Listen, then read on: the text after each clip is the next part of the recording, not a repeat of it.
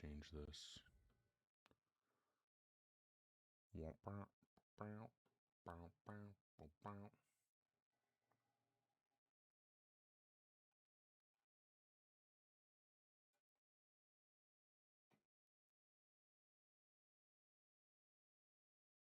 Okay, all right, so we got TikTok going, we got the YouTube going. Okay, is this going to work or what? Okay, there we go.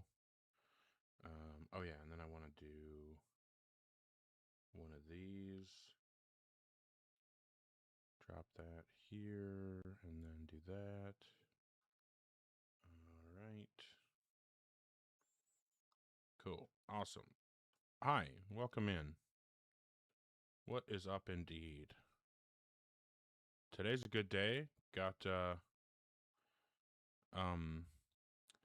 got registered for classes for my first semester of college at only 40 years old.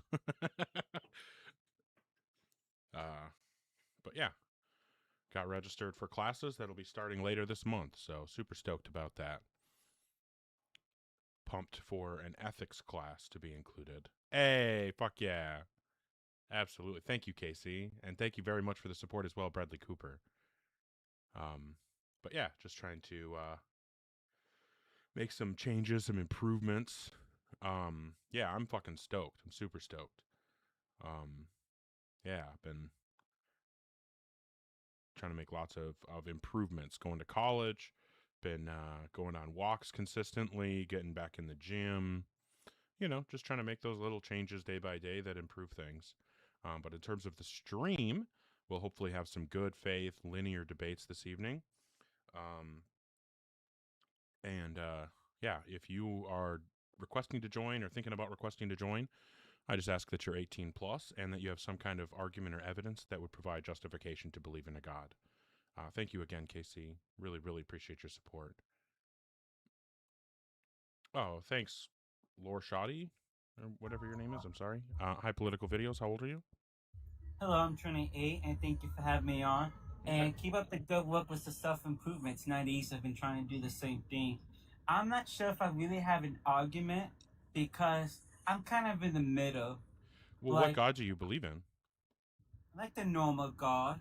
Do you mean like the Christian God or maybe the Jewish or Muslim gods or some other? I guess the Christian. I'm Catholic. Oh, I you're don't know that. Catholic. Okay. I don't know if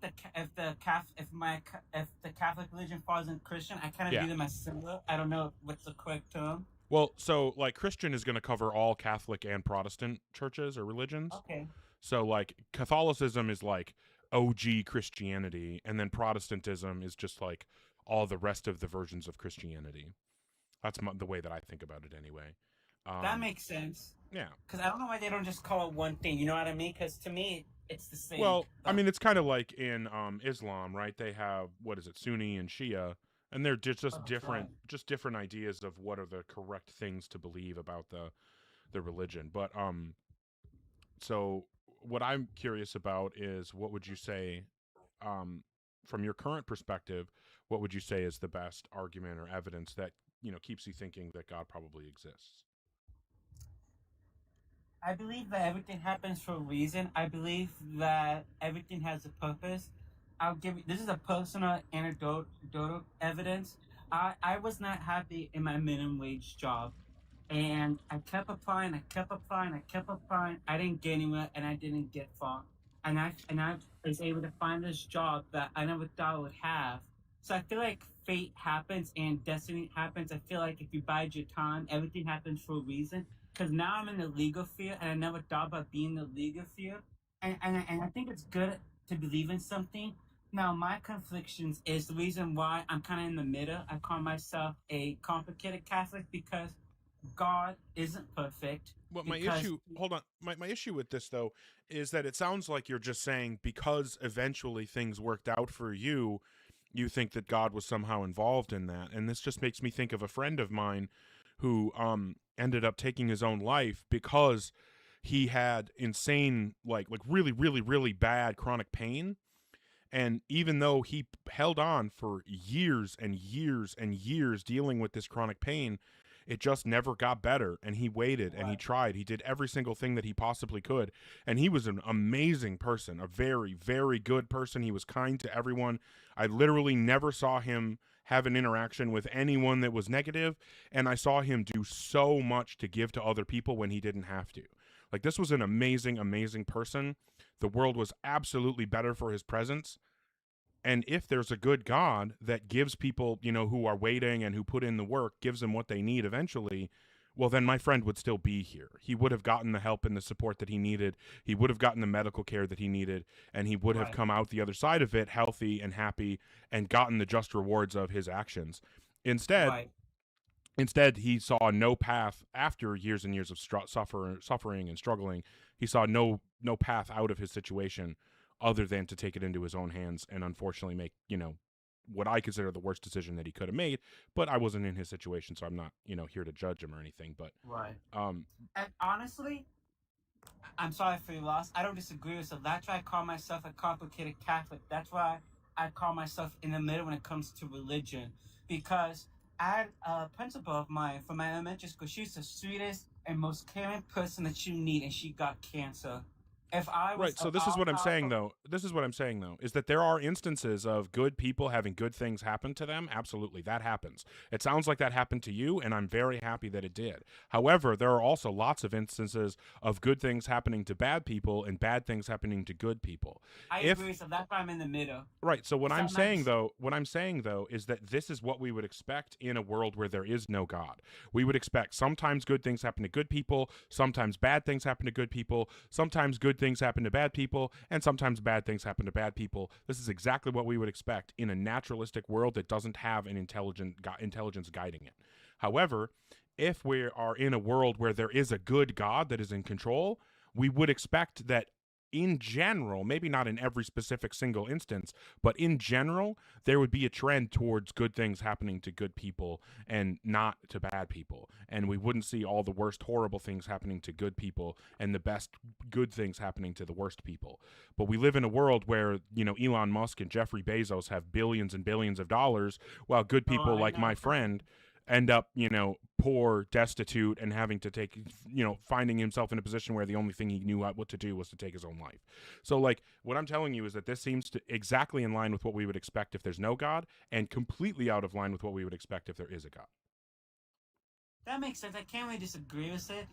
I'm not really pushing back. It's just I feel like people need something to believe in. Now, I'm not gonna force this belief. That's how I was raised. I'm not gonna say you have to believe in something. I don't. I'm probably not framing it the best way, but I always believe in hope. Now, I'm not discounting what you told me, but that's how I was raised, and it's hard for me to just deconstruct from that because I Well, was raised strict Catholic. But the reason why I kind of am not really religious is because people take religion to an extreme. They use religion to say, "Hey, there's something wrong with you because you're X, Y, and Z." I don't want to. I think you know what I mean when I break into that when I make that point. And I feel like religion's not very accepting and tolerating.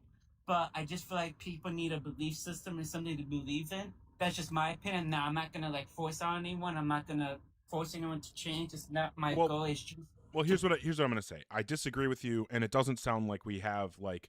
It doesn't sound like there's a specific argument or something that's going to move us toward believing in God. So I think I'm going to move to the next person.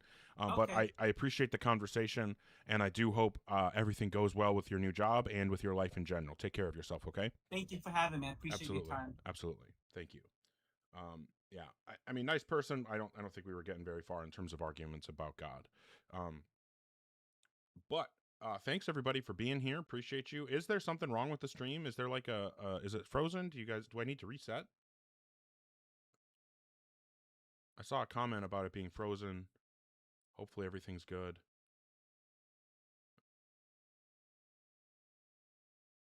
Um,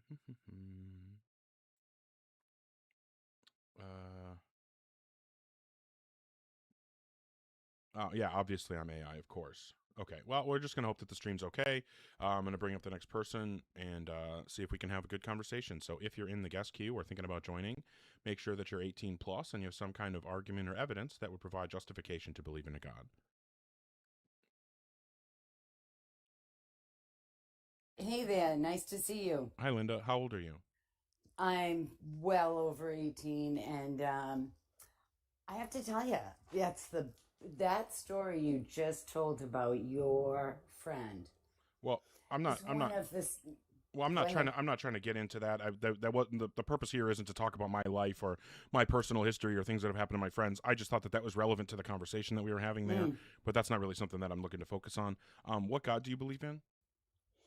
Um, I'm not really, I'm not really locked into a religion, but I Hmm. wanted to point out an interesting fact to see what you think. Okay, so do you We just are believe in like a now, generic God that like a mind that created and sustains the universe?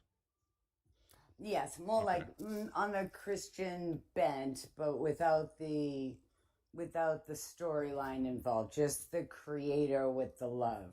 Okay. So And what I'm looking for here is just specifically arguments about, or well, not arguments in like the Gur sense, but just in terms of like a philosophical argument or some kind of evidence that would provide reason to believe that God exists. Do you have anything like that that we can discuss? yes, I would say quite frankly, there's 20 million near-death experiences now. I've been watching it since I was a child. I'm an But why do near death experiencer. experiences always align with what the person believed before they had the experience? Genius, because of free will. So it's That the doesn't. No, only no, no, no, no, no, no, conversation no, you no, can no, no, have. no, Linda, Linda, no. Why? Free will cannot Why? possibly be an explanation for this, because if free will was the explanation, then that would mean that our free will determines what is and isn't true, and of course that's not the case about objective reality. My free will maybe can determine what's true in terms of like what type of food I choose to eat for breakfast today, but my free will cannot determine whether or not a God exists. So what I'm saying is that No, it's your. That's a different conversation. right. What What I'm you're saying, saying to but me do you is, agree with me, Linda, that our free will cannot determine whether or not a God exists? Like, I can't oh, use my free absolutely. will. That's not the point. Okay, so What then what I'm what you were saying then, Linda, asking so what me. I'm saying then, Linda, is that when people have near death experiences and they just Mhm. confirm the spiritual beliefs that the person had prior to the experience, then that tells us that that experience isn't tracking what's true about reality. The experience is only feeding back to them what they expected to happen during their near death experience. No, no, because that's Okay, what's only your the initial justification that that's not stage. what's happening? What you just described is the initial stage when a person enters, when they're first perceiving what's happening. No, I need you to And then justify that it that takes, isn't what's happening. Don't describe to me what you think is happening. Justify that it is, in fact, tracking what's true about reality. yes, I am. I was in the middle of that. Well, you were talking about other So, stuff, and I'm just trying to keep you specifically focused on the meat of the substance. So, the meat of the substance yes. right now is what is the justification that when a person has a near death experience, we can rely on that experience to tell them something true about reality? Okay, I'm answering your question.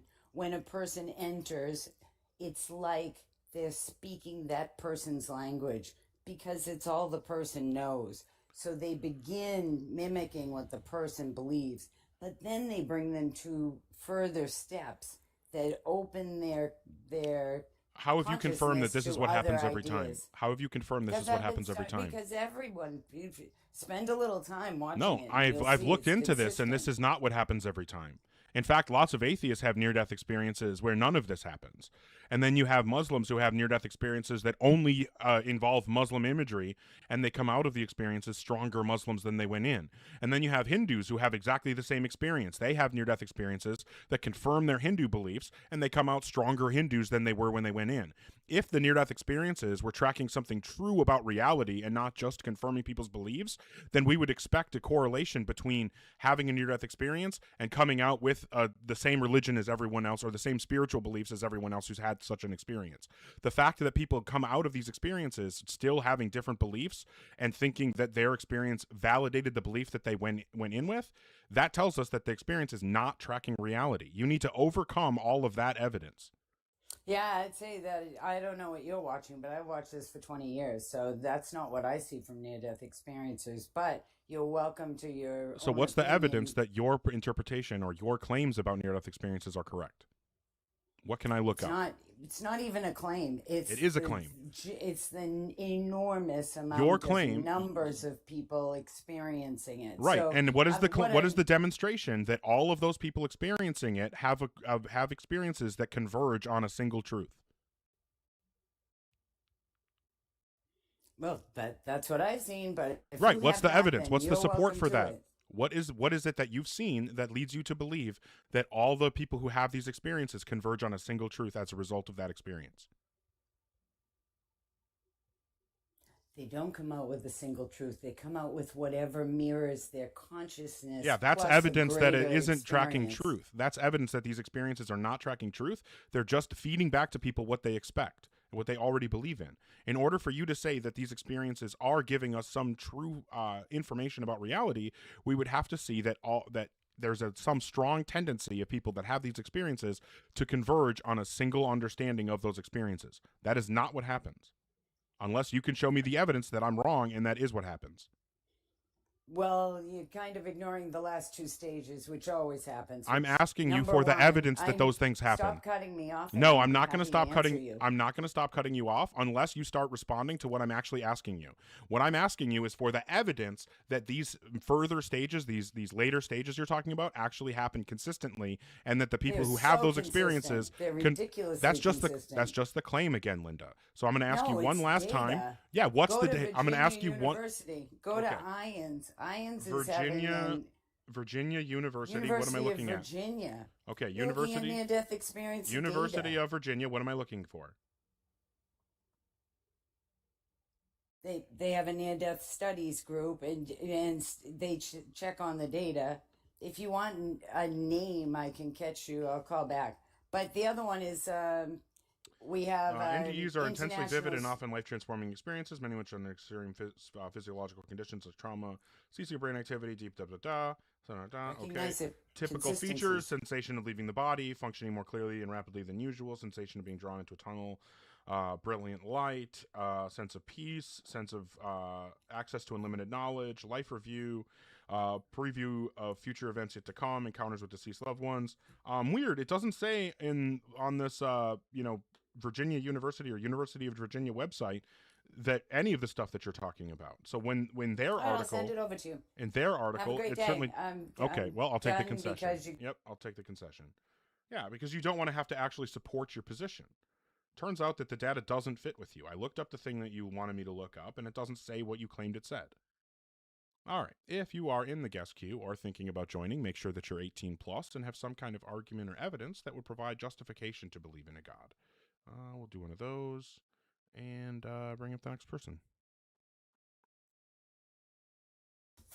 Hi, Nolan. How old are you? I just wanted to say I 100%. No, please don't come here to say anything. You're a child.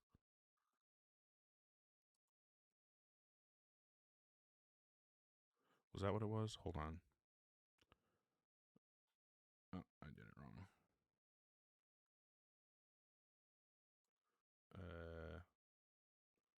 Child. Okay. Make sure I don't bring that person back. All right. If you're in the guest queue or thinking about joining, make sure that you are an adult and that you have some kind of argument or evidence that would provide justification to believe in a god.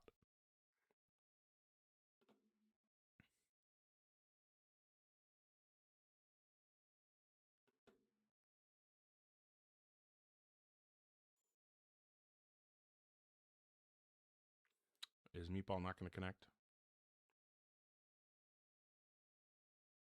I sporadically read some comments, but I don't read all the comments. Okay. Well, unfortunately, we're not going to get to talk to Meatball.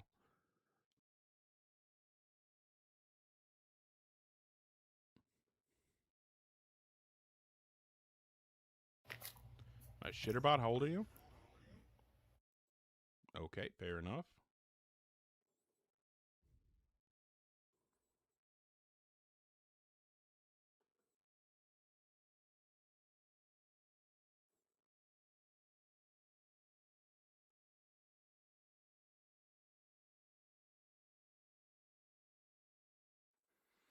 Nobody's connecting.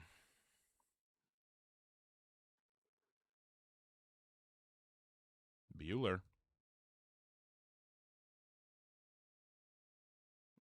Okay. Something wrong on my end? Oh, nice. Well, thanks to CT for sending people over. That's awesome.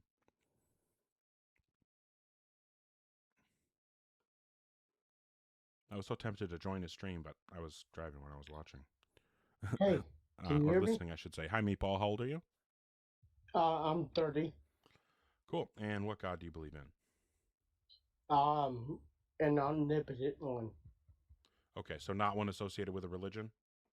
No, Okay. Is it like not an at all. immaterial mind that created and sustains the universe? No, one that deals with the 11th dimension. So it's not a mind that created and sustains the universe? Mathematical, actually.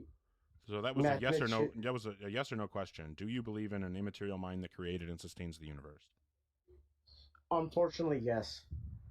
Okay, so you're a theist. And what would you say is the best argument or evidence that would provide justification to believe in a god? That mathematicians literally cannot actually explain the level of the 11th dimension. I'm sorry, there's a lot of wind here. I don't really care about something not something that is currently unexplained. Something being currently unexplained doesn't give us a reason to believe in one thing or another. So what's the justification to believe in a god? Well, that's the whole point. No, that's not the point. You shouldn't be telling me a question that's unanswered, because a question being unanswered isn't justification to believe in anything. So what is the justification to believe in a god? Well, then, if that were to be the fact, then you wouldn't actually exist. I wouldn't exist. So what's the justification to believe in a god? Is that there is no justification. Oh, Your okay. free I agree. will. There is no justification. So that just means that I can move on to the next person.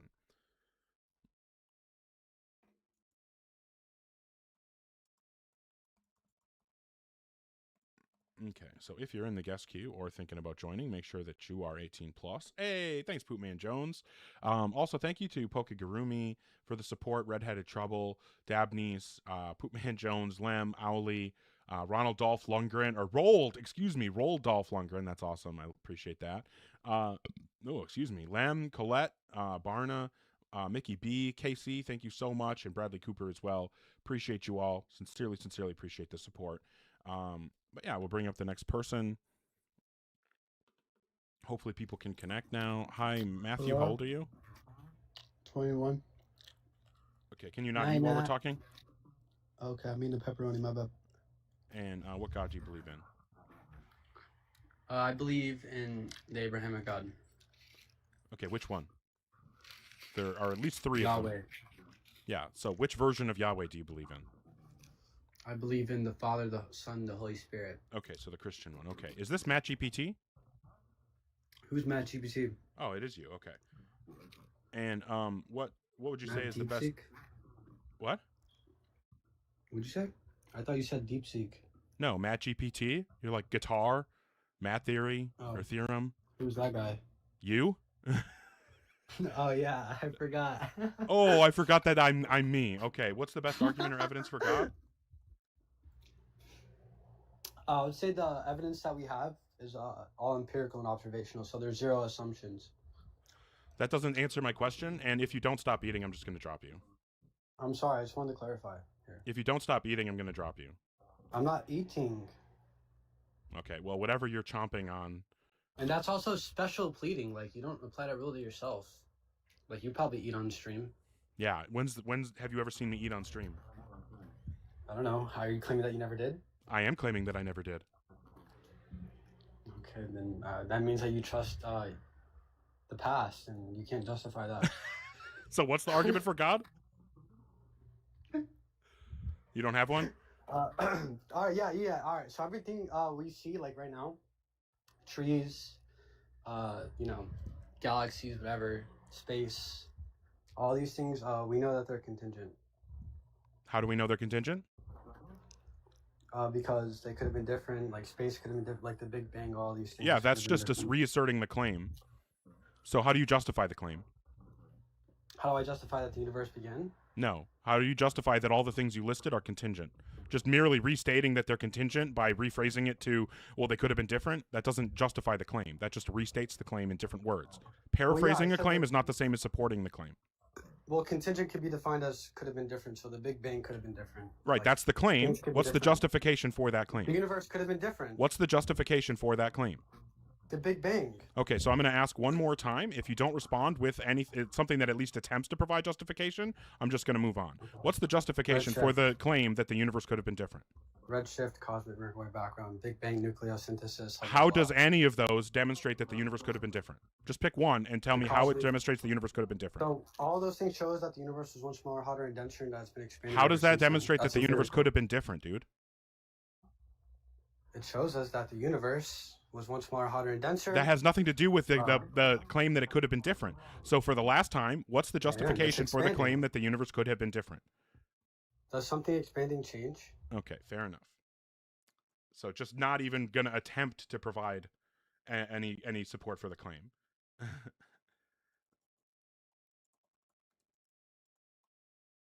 Well, the way that you know that it could have been different is because it could have been different. Oh. Oh, holy shit, you guys. Immortal Meatball is quantum physics. Holy shit. He himself is quantum physics. That's insane.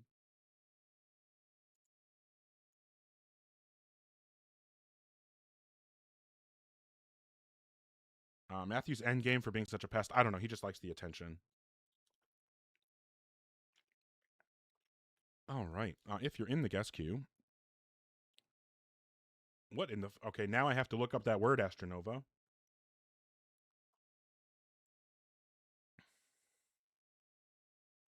Oh, yeah. Well, especially with autistic people, right? How many times have I encountered MatchGPT? Probably only 2 or 3 now. I don't think it's more than 3. I know that was at least our second conversation, but it probably isn't much more than that. And also, just to confirm, no, I have never eaten on stream before. So if anybody wants to fact check me, you're more than welcome to go scour through hours and hours of footage on my YouTube. If you're in the guest queue or thinking about joining, make sure that you're 18 plus and have some kind of argument or evidence that would provide justification to believe in a god. Yeah, Atheist Cat, that's MatchGPT. He swears he doesn't use ChatGPT as much as he used to, but yeah, I do drink on the stream. I hydrate. I do hydrate. That's true, but I've never eaten on stream.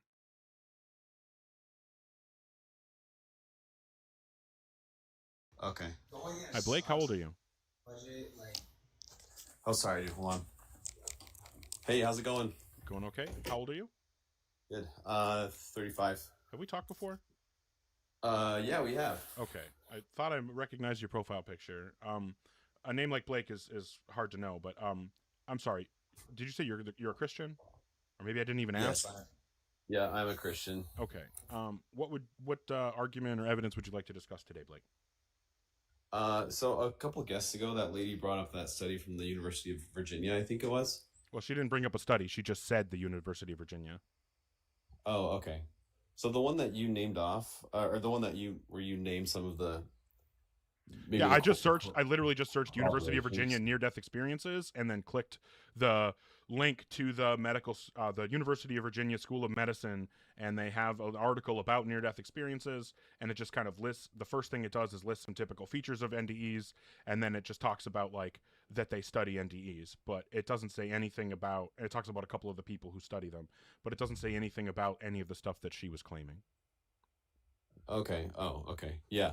Well, so one of the things they list off there was seeing loved ones, right? So, which if multiple people are saying that they see loved ones in the afterlife, then doesn't that mean that there's evidence or eyewitnesses, or I don't know if you could say eyewitnesses, but you could say witnesses of an afterlife? No, it just means that there's a common occurrence that people, it's very common for people to want to see their loved ones after death. It's very common for people to believe that there is an afterlife and therefore they will get to see their loved ones after death.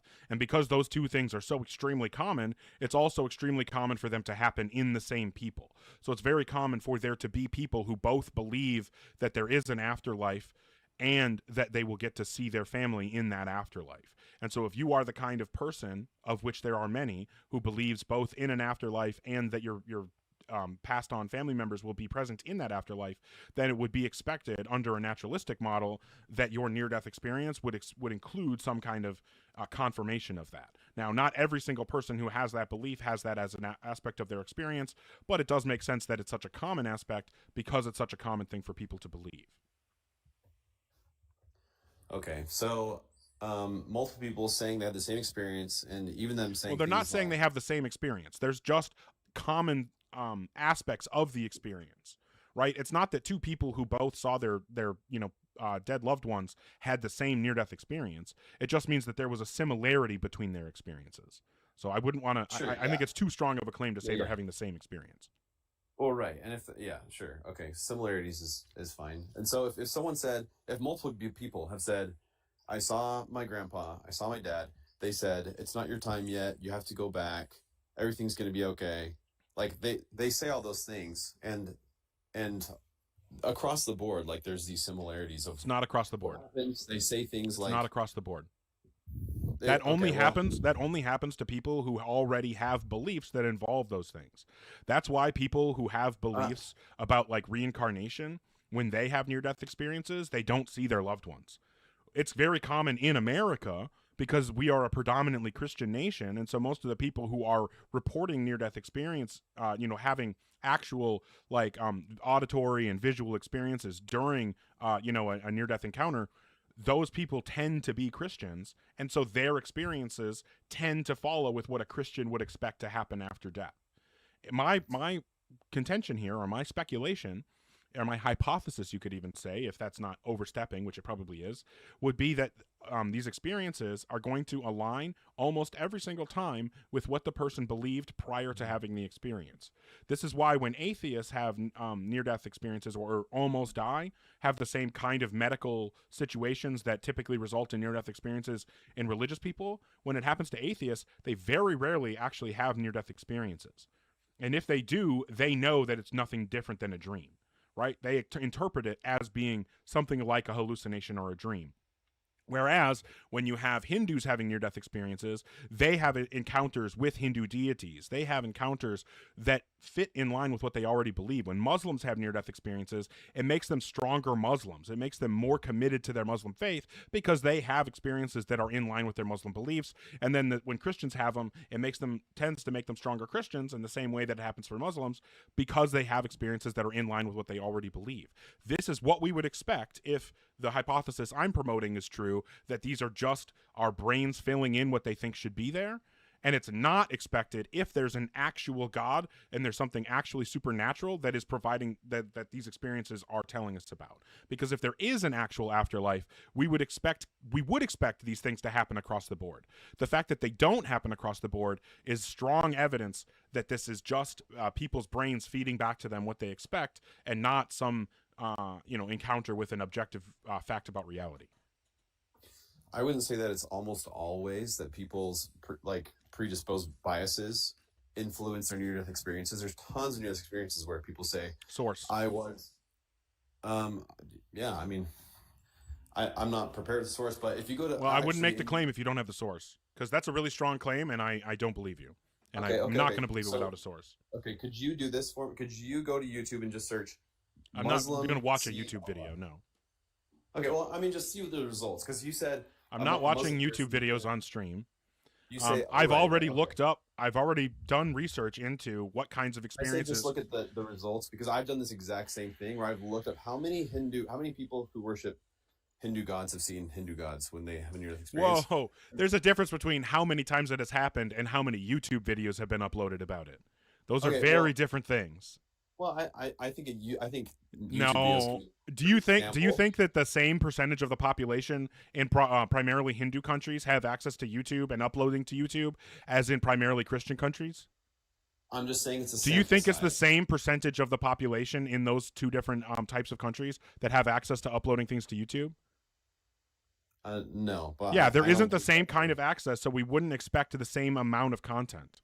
That's just a completely biased way of looking for this. Okay, so you're saying more Christians have access to YouTube, therefore we will see more YouTube videos about people seeing Jesus when they Yes, have we the should experience? absolutely expect to see a larger percentage of Christian near-death experiences being reported on YouTube than those of other religions, because it's much more likely that people who are living predominantly Christian areas are also going to be the same people who have a higher likelihood of having access to the type of equipment that would be required to create and upload YouTube videos, and also the motivation to do so. Because obviously, like a Hindu who doesn't believe that they need to proselytize, who doesn't think that they need to go out and show the world evidence of their religion, of course they're not going to have the same motivation to put the time and energy in that's necessary to produce and upload YouTube videos and do the SEO so that they actually come up in search results. So like this is just a totally biased way of looking for samples. So what we would need to do is to have some kind of study that has selection mechanisms that are created to root out bias in the sample size or in the sample. So if you have a study like that that is peer reviewed and has been adjusted for any bias, I'd be happy to look at it. But it doesn't sound like you have anything like that. Okay, well, just from my own studying, I've seen, and this is me when I'm using. Well, I don't really care. I don't really care what you've looked up and what your personal experience of what you've seen on YouTube or in Google searches. That doesn't mean anything to me. I'm asking you for if there's anything that's objectively verified that has expertise behind it, not just, well, one time I went on incognito mode and I searched up X and Y and it gave me this result, and so it feels like that's what is more common or whatever. Like that's nonsense. That's totally biased. Okay, well, I do think that witnesses account for something, right? Yeah, but you don't. No, I mean, first off, witness testimony is the absolute worst kind of evidence. Like if we're talking like criminal cases, you could ask any defense or prosecuting attorney. They're going to tell you that witness testimony is the worst, most unreliable form of evidence that exists. So no, we should not be believing things about like the nature of reality based on people's reports of their personal experiences. Okay, but I'm saying if there's 100,000 people that go online and they say I had this experience where I almost died or I did die, I saw more colors than are on earth, I heard music, I saw loved ones, I saw Jesus Christ. If you're seeing 100,000 people who are saying that shouldn't that count for something? No. Not if you understand brain chemistry and how near-death experiences work. If you understand even the most fundamental things about those two facts, then you would see that should not be considered evidence at all, because those experiences are exactly what we would expect under the model that I'm talking about. If there is no God and near-death experiences are just the type of, hallucinations or, brain filling in blank spots that I'm saying that they are, then the results that you're seeing are exactly what would be expected. So what you would need to find is results that are unexpected. What you would need to find is large numbers of people who are converting based on near-death experiences, large numbers of people, a huge percentage of people who report near-death experiences, all reporting identical situations, identical experiences that lead them to identical conclusions. That's what you would expect if near-death experiences were actually telling us something true about reality. And the fact that they're so disparate, and even though there are some common factors to these experiences, the fact that the conclusions that people come to are so different and that there are so many differences is absolutely 100% expected under the non-God view that I'm taking. So unless you have some kind of peer-reviewed research into this that supports your conclusion, I just don't think that there's any way for us to make any progress in this conversation. Okay. That's fine. I guess we just have differences about believing what people say, people's word. Yeah, I think that's the worst thing that you should ever base beliefs off of. Now, if you're saying, like, believe what people say based on, I believe that you ate a ham sandwich for lunch today because you told me that you ate a ham sandwich for lunch today, yeah, I think you probably should believe things like that. If I have a friend who I know is really into soccer and they tell me, hey, I went and bought new shoes and a new ball because I'm going to start playing soccer more often, well, I totally will just take them. I'm not going to ask for a receipt. I'm not going to, check their GPS history on their phone to see where they went. I'm just going to take them at their word for it.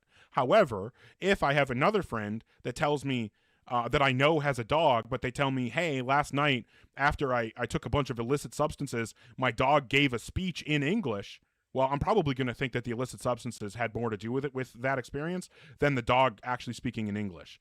Similarly, when people have near-death experiences where the pineal gland is dumping hallucinogenic chemicals into our brains and your brain is experiencing all kinds of problems from lack of oxygen and things like that, absolutely I expect hallucinatory experiences to be reported from the people who survive those experiences. That's 100% what we would expect. And, of course, those hallucinations are going to be in line with what they would have expected. Okay, what if 10,000 of those people say? So do you it was have a more- study that says this happened? Do you have any peer review, like unbiased reporting on this? Because if not, like I said, I don't think we're going to make any progress. Because that's what I'm going to ask for every time you bring up one of these hypotheticals. The hypothetical doesn't matter, even if I tell you, "Oh yeah, that would be great Not evidence." hypothetical. Until you It's- present it's- that evidence, it's not in a Until way you- that is believable. It is irrelevant. multiple people say. So do you that have the it's studies or more no? Real. It's more. Do you have real the than- studies or than no? life. Just listen to what I'm saying. I'm This- no, this I'm not part- going to listen unless you have the studies. So this is a yes or no question. If the answer is no, then I'm moving on. Do you not believe me that? Okay, so one more time, do you have actual peer-reviewed Okay. studies about this? Okay. Yeah, we're not getting anywhere. I'm not conceding. I agree. By the way. Okay, well, you did concede because you made a claim and then you refused to support it. Bames, yes, that was Matt Theorem. Yes, that's who I was calling Matt GPT, was Matt Theorem.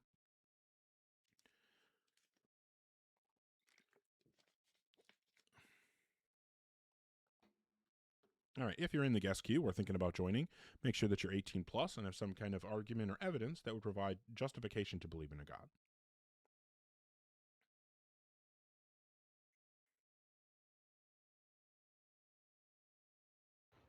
I Dotted, how old are you? Hi there, I'm in my 30s. Okay, and what God do you believe in? I guess I would fall in the pantheist. The universe is God. Oh, okay. Well, I believe in the universe, and I don't think that the universe could create itself. And when I'm talking about God isn't real, I'm saying there isn't an immaterial mind that created and sustains the universe. So a pantheist God wouldn't qualify for the type of thing that I'm looking to talk about. Immaterial mind. That's what you think God is? Okay. Yeah, some kind of personal ultimate foundation to reality. That can't be the pantheist God, because that is the universe, and the universe can't be the foundation for the universe. The universe can't ground the universe, because grounding is an asymmetric relation. Well, how do you think the universe came to be? I don't think that it came to be. So how is it? I don't understand the question. How is it in existence if it didn't come to be? I don't understand How the did- question. How does the universe exist if it did not come to be? Yeah, that's just rephrasing the question that I told you I don't understand. I would need you to explain what you are asking with the question before I'd be able to answer it. Sure. What is the beginning of the universe? I don't think it has a beginning. Okay. It exists, though, yes? Yes. How? I don't know what that question is asking. I don't know what you mean how. You don't know how the universe exists? I don't know what it means to ask how does the universe exist. No, I've told you this over and over again. I still don't know. And just repeating the question hasn't helped me come to an understanding of what it is that you're asking. Gotcha. I would be more than happy to answer the question. I just would need you to explain it to me in a way that I know what you're asking so that I can answer.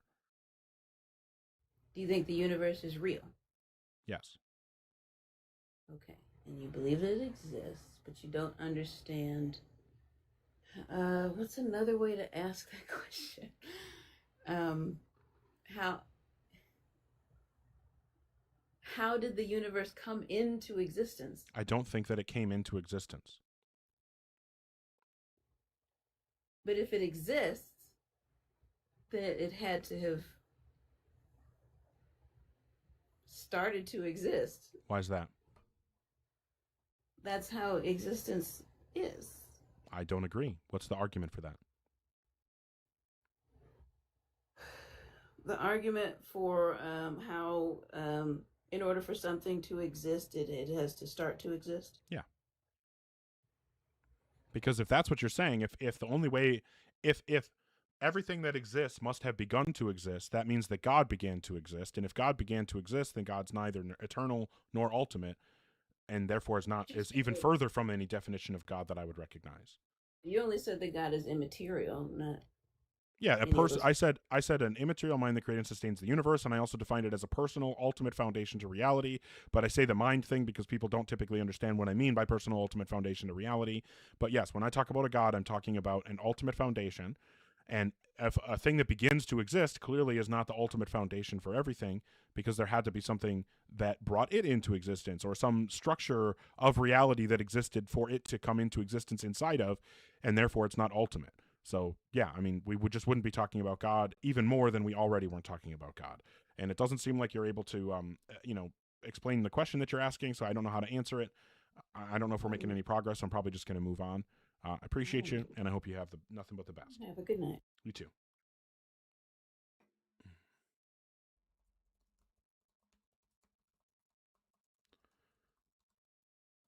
Okay. Oh, Jesus. Jeebus. All right. Well, hey, thanks everybody for the support. I sincerely appreciate it. You guys fucking rule. Just absolutely killing it here. Thank you very much, Dabnese and Poke Garumi and Atheist Cat and Alan Gibson, 24 Carrots, Sir Piffington, Caden, Drew Fats. Appreciate you all very much. Sincerely. Hey, Philo Dragon, happy to see you here. Praise Eunice indeed. We get a little bit of a Eunice sighting. Love having her hang out with us here. But we'll bring up the next person. Wait, what? Wait, what?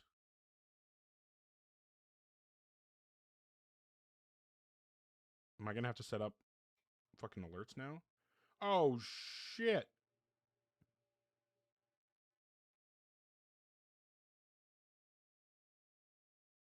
What's happening? Come on, you stupid. Come on. All right, well, my phone's being dumb, but thank you very much for the $10 on Venmo. That's fucking amazing. Thank you, sincerely. I definitely wasn't really expecting that. I just threw the stuff in my in that link because people told me to. And yeah, Bradley Cooper. Okay, cool. Thank you so much. Yeah, well, I'm sure I will be talking all kinds about how school goes. So I'm sure you'll hear tons of updates about that. Thank you so much for the support, sincerely. Okay, so if you're in the guest queue or thinking about joining, make sure that you're 18 plus and have some kind of argument or evidence for God. I'm so sorry, Tree. I'll shut up. I apologize.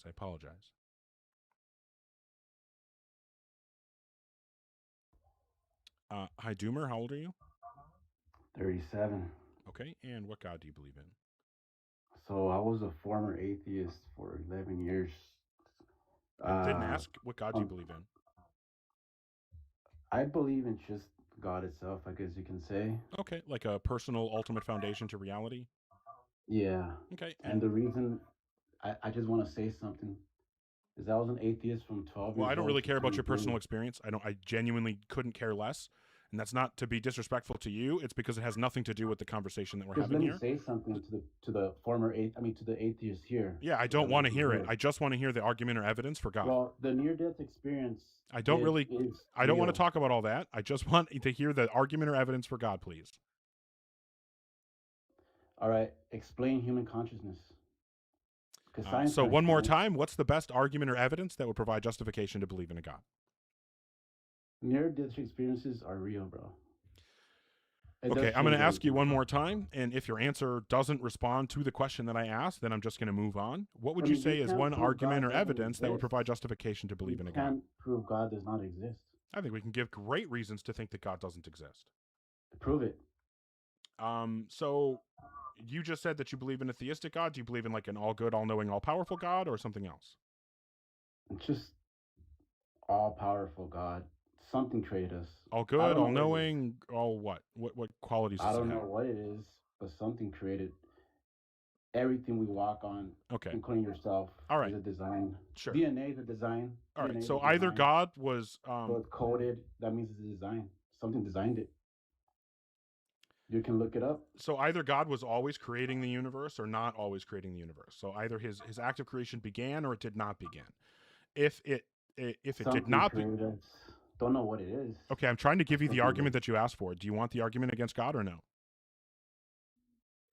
DNA is a code.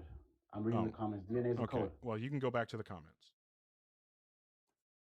All right. If you're in the guest queue or thinking about joining, make sure that you're 18 plus and have some kind of argument or evidence that will provide justification to believe in a God.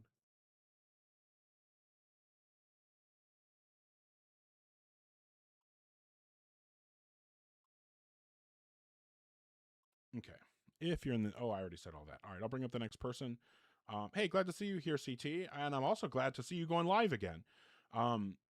Catholic Thinker has been talking for a little while about doing lives where his like intention is to kind of help people with their arguments. It looks like from what I saw of the stream today, it looks like he's willing to help people in general, whether they're Christian or other types of theists or even atheists. And from what I got to watch, it seemed like it was a great I'm sorry, I got distracted. It seems like it was a great live. It seems like he had some good conversations. I didn't get to watch everything, but it was really cool to see him going live again and seeing him do that type of live that he's been talking about for a while. And genuinely, it makes me want to do that kind of live.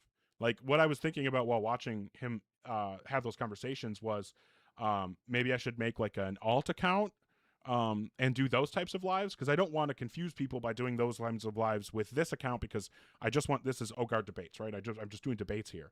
But it does make me interested in kind of trying to do that style of thing, where instead of having the debates about the arguments, it's about talking about the arguments and strengthening them, because that's a lot of fun as well. But anyway, I just wanted to say a huge W to CT and that it's an inspiration. I think I have a PayPal. I think it's in my in the link that's on my my TikTok profile. Oh, thank you so much, Bamboo. Yeah, Venmo is at Ogard Debates, I think. What the fuck is my PayPal? I don't know. I'm not gonna look it up right now. Sorry. Or should I figure out what it is? What is this? Is this the right one?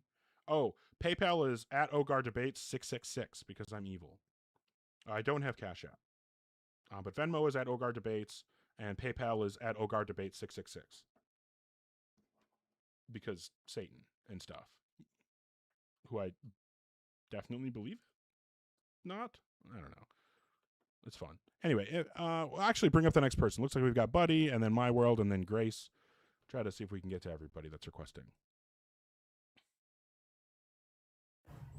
Hi, Buddy. How old are you? I'm 50. Okay. And what God do you believe in?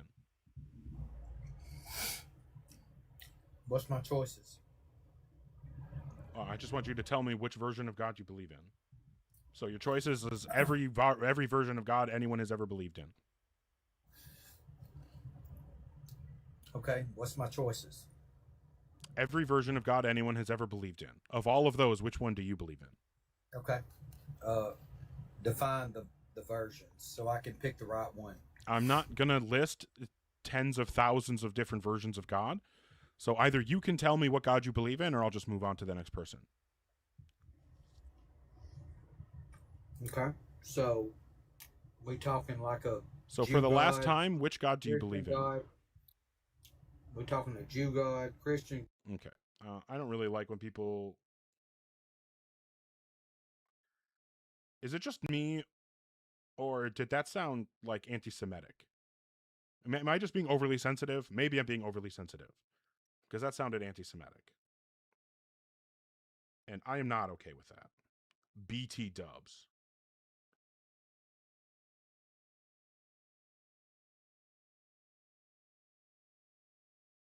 What the fuck? Luna, is this you? I don't want to read out the name and dead name you, because that would be fucked. Okay, it is you.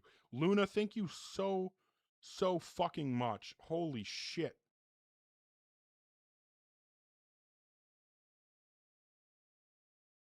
Genuinely, I'm blown away. Like, holy fuck. $50 PayPal. Like, I don't even know what to do. Like, what the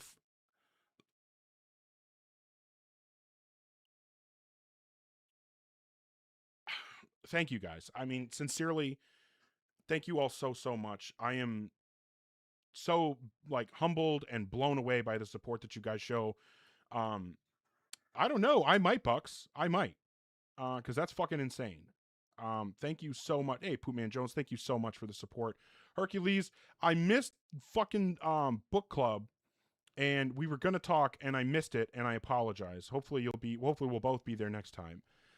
Thank you, Production Room, and Bamboo, and Lupine, and DJ Randy, and Piffington, and everybody, KTP, Atheist Cat. But yeah, Luna, thank you so much for the support. Oh, hey, glad to see you, Andy. Okay, we'll move on to the next person. Well, I appreciate that, Brian. It's certainly not like massively expected. Like, whatever. I don't know. It's what it is. Support like that allows me to do so fucking much. And as I was talking about earlier today, I'm actually like literally just today I got registered for classes to go back to actually go to college. So like, I mean, the support that you guys are helping me with is really what's making it possible for me to do a lot of this stuff. So thank you, Drew and Piffington, and massive W. Thank you, Luna. And to everybody. Anyway. If you're in the guest queue or thinking about joining, make sure that you're an adult and have some kind of argument or evidence for God.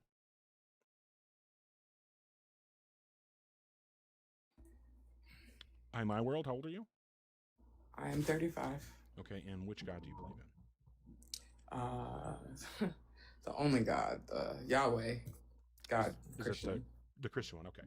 And what would you say is the best argument or evidence that would provide justification to believe in a God? Well, okay, so there is God, right? And then there's Jesus Christ and the Holy Spirit, right? And so I feel like there's like a confusion with the three. And so if I can just break it down just really quick. No, I just want to know why I should think any God exists in the first place.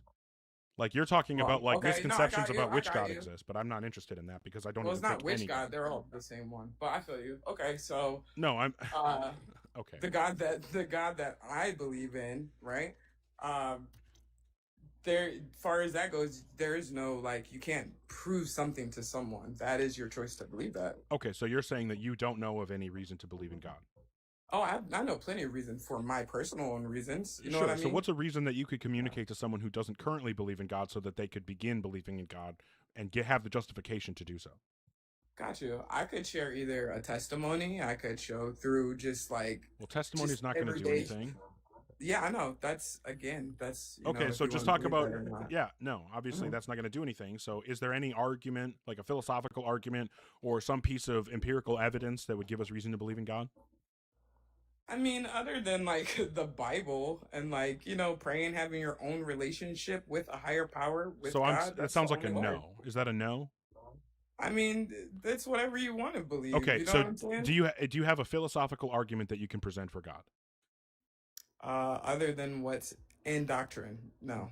Okay, so no, you don't have a philosophical argument. Do you have empirical evidence that you can present that would justify believing in God? Again, other than testimony and what I've experienced. Okay, so no empirical evidence. All right, fantastic. Thank you. You could have just said that from the beginning. No, I don't have an argument or evidence. Cool. If you're in the guest queue or thinking about joining, make sure that you're an adult, that you believe in a God, and you have some kind of argument or evidence for God. Apparently now, I have to keep track of what's happening. Yes. Whoever sent that $1, it is me, Ogar, on live. Correct. I don't want to read out the names because I don't want to like dox people or dead name people, as we found with Luna. What is this?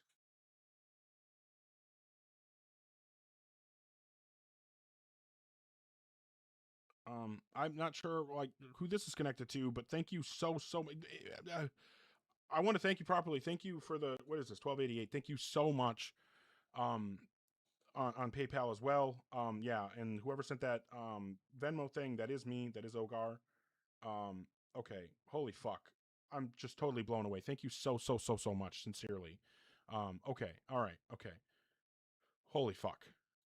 Genuinely blown away. I feel like I'm like having my own out-of-body experience right now. Okay, thank you everybody so much. I'm gonna continue the debates. We're gonna see if we can have a real combo here. Holy shit, Parker! Thank you so much. Damn, that's fucking cool. Holy shit, you guys are genuinely blowing me away. Okay, all right. Okay, we're gonna bring up Grace, and I'm gonna actually focus here. I'm gonna do the damn thing. Hi, Grace. How old are you? Hi, Ogar. I'm over 18. Okay. And I'm in my 30s. Okay, I'll just write down 30s then. And you're still young to me, if that means anything. Why? How old are you? I'm 40, so not in my 30s anymore. What would you, Well, or which God do you believe that's in? not. Oh, okay. So, I don't believe that there are different gods. Personally, I believe in one penultimate creator of all Okay, but things that which exist. sure, maybe not like maybe you don't think any particular religion has gotten it exactly right, but you think that there is some God that is like outside of the universe that created and sustains the universe. I like the way you've reasoned that, and yes, that's Okay, kind of what I believe. Yes, so perfect. I believe there's one supreme creator of the entire universe. Okay, I and don't what would believe multiple gods created the universe. I don't believe that they delegated or had a matrix management style of sure, godship. that's fine. So what I would you say simply is the believe. best? What would you say is the best argument or evidence that would justify believing in a God? So, I think creation itself is evidence that testifies that there was a creator, because creation is the created things Well, so why should we which think that the humans did universe is not a create. creation? Everything is a creation. Why should we think that the universe was created? Like, I Why agree. wouldn't you think? I agree. If the universe is a creation, then by definition it has a creator. I'm on board with that. There you go. Okay, but why should I think that the universe is a creation? Why wouldn't you think that something created is a creation? Well, I don't think that it's created, therefore I don't think it's a creation. Why should I? Well, if it wasn't created, why would it exist? And how could you see it and touch it? And So how you're could saying it? that things can't exist unless they're created? Well, we're talking about physical reality like grass and Okay, what's trees the and argument that plants. physical things can't exist unless they're created? Now, we can look at the spiritual and the metaphysical, What but is the right now, argument? What I just need you to tell me the justification for your position that physical things can only exist if they're created. now, a physical thing, such as a human being, has to be created to exist. Yes or no? Depends on your definition of created. I don't think that that's necessarily the case. Well, created means that it didn't exist and then it was born, or it grew out of a seed, or Okay, so you're just it. saying that any version of coming into existence is going to qualify as created in your view? Well, any coming into existence is something that didn't exist then Right. later Are you just saying existing. that you're using the word created to just mean a thing coming into existence? So, like I said, I believe in one I'm just supreme trying to hold on, creator. Grace. I'm just trying to nail down how you're using the word created because it's different than the way that I would normally use it, and I want to make sure that I'm actually understanding what you're saying so that we're not talking past each other. So, when you say Okay. created, does that just mean came into existence?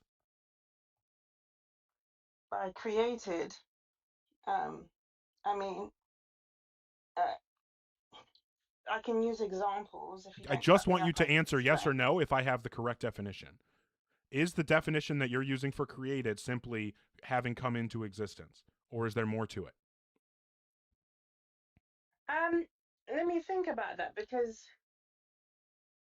I I just would need you to tell initially me how you're say using the word. I would initially say yes if it didn't exist and then it existed.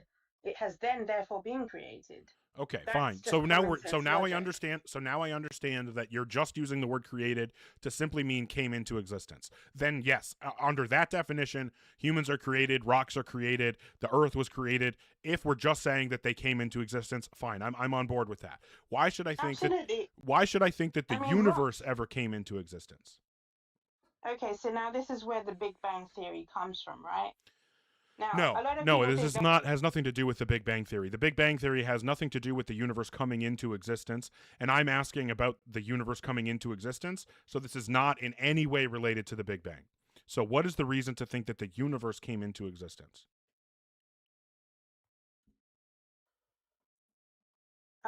When you say the universe, what specifically do you mean? Do you mean all the planets in the solar system?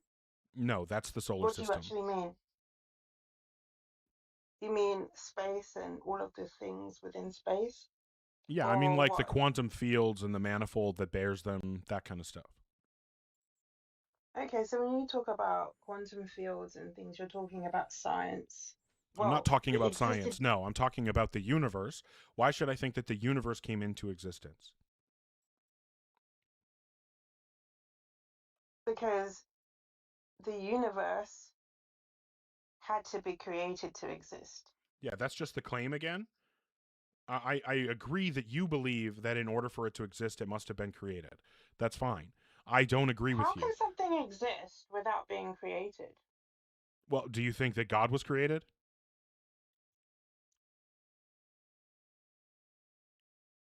Was God created? That's a good question. Was God created? Yes or no? Um,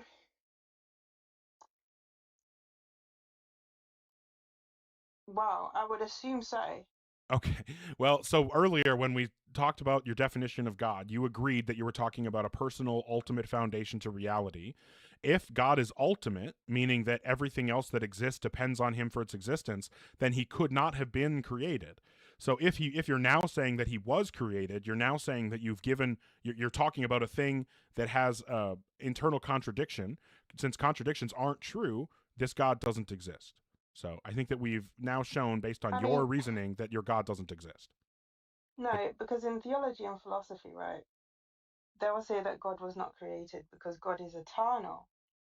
That's not what I'm asking. That has nothing to do with what we're talking about. You're saying that anything that exists must have been created or it couldn't possibly exist, which means that if God exists, then God must have been created. However, if God was created, then God doesn't exist. So God can't exist if he isn't created, and he can't exist if he is created. Therefore, there's no possible way that God could exist under your view. Into response of what you've just said, there are entities that can produce themselves from themselves. Okay, so there are things that don't have to be created by an external force, correct? Yes. Okay, and so there's no reason why I can't say, based on your logic, your reasoning, that the universe is one of those things. So I would just say that the universe is one of those things that didn't need to have an external creator. And however you want to qualify that as having come into existence on its own merits, or I would say that it never came into existence. Either way, you and I both agree that there is no reason that we should think that the universe needs to have a creator. I mean, I still believe that I believe that things that exist from somewhere. Yeah, so now we're right back to the thing that you said before.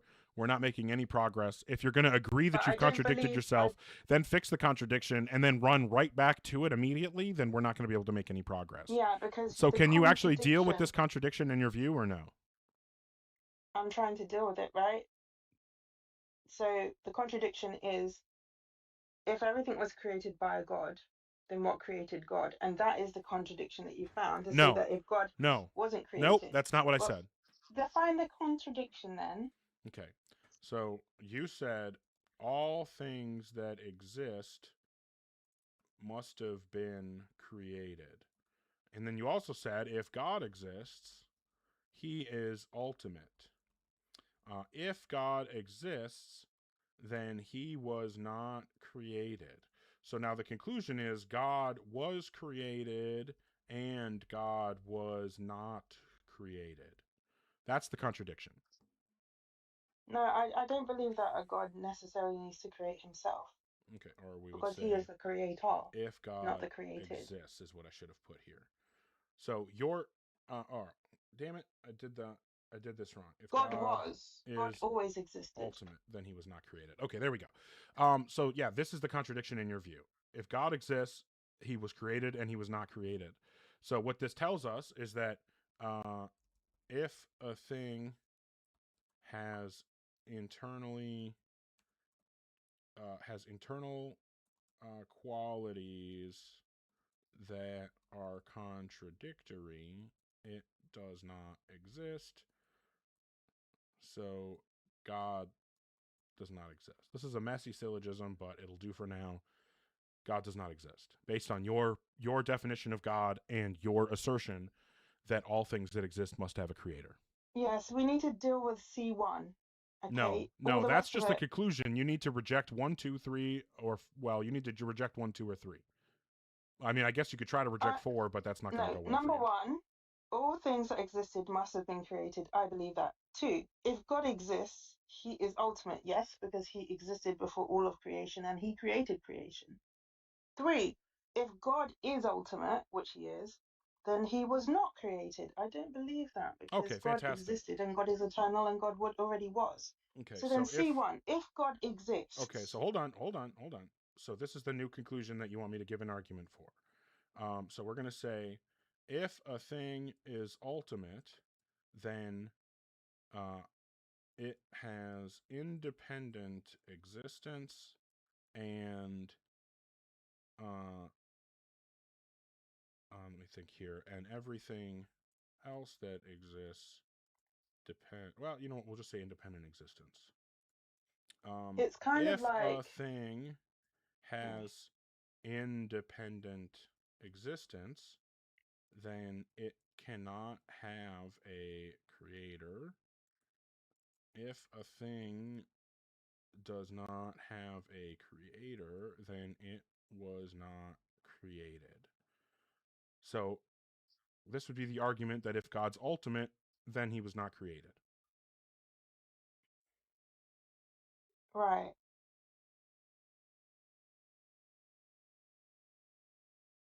Here, and I could even change this. If God is ultimate, then he has independent existence. If a thing has independent existence, it cannot have a creator. If a thing doesn't have a creator, it was not created. So if God is ultimate, he was not created. Wait, let me just see what you've written. Okay, so you have written, I got up to 3 and then C1. I disagreed with 3. Yep, this is why I gave and a new then, argument. Hold on, let okay. me separate it so it's easier to see what's happening. Okay, so have you cancelled the rest of it now? It's Well, no, just I've just taken that off the screen because this is the argument for the premise that you disagreed with. So now, in order to continue disagreeing with the if God is ultimate, he was not created, you would need to disagree with one of these premises. All right, so if God is ultimate, then he has independent existence. I agree. If a thing has independent existence, then it cannot have a creator. Yeah, I agree. If a thing does not have a creator, then it was not created. I mean, in the context of God, this is different because When we're you talking can't about say just that if, anything, yeah, I mean, in terms of anything, I mean, obviously, common sense would say that it needs to be created. Even like humans create you're not things. responding. You're not. This isn't responding to the But point. Are no, you I disagreeing don't with this agree. argument here? I disagree with number 3. So you're saying that a thing can be created without having a creator? In the context of God, yes, but in the context of creation, which is clearly Okay, created, so now you're just special pleading. no. Yep, I think there's that's two what that's separate called. cases. No, That's there are called two. special I think pleading, it's an Grace. exceptional. Grace, that's I think called it's special exceptional pleading. case. What's the argument for that? One second. What's the Let me relevant just. difference between God and all other things that gets him out of that rule? I mean, God doesn't need to fit a rule because God That's not a defines the rule. response. What's the difference between God and all other things that means he doesn't need to follow that rule? He doesn't. Because why would God I'll need to ask follow one a last rule? time. What's the difference between God and all other things that gets him out of following that rule? The difference is because he's omnipotent, all-knowing, and all. And how does that change? How does that change the requirement for him to follow that rule? Why would God need to? That's not a response. What's the argument that he doesn't have to follow that rule, or that rule doesn't apply to God? What's the difference between God and everything else? Because God has his own will. Yep, that isn't a relevant difference. So I will ask one more time. If you can't actually give a response, then I'm just going to move on. What is the relevant difference between God and everything else that means he's the only thing that rule doesn't apply to? Plants don't have their own will. Okay, well, clearly you're not actually going to respond.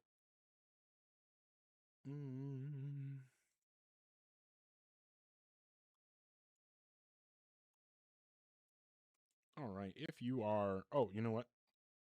Apparently I need to be checking shit now. What is this?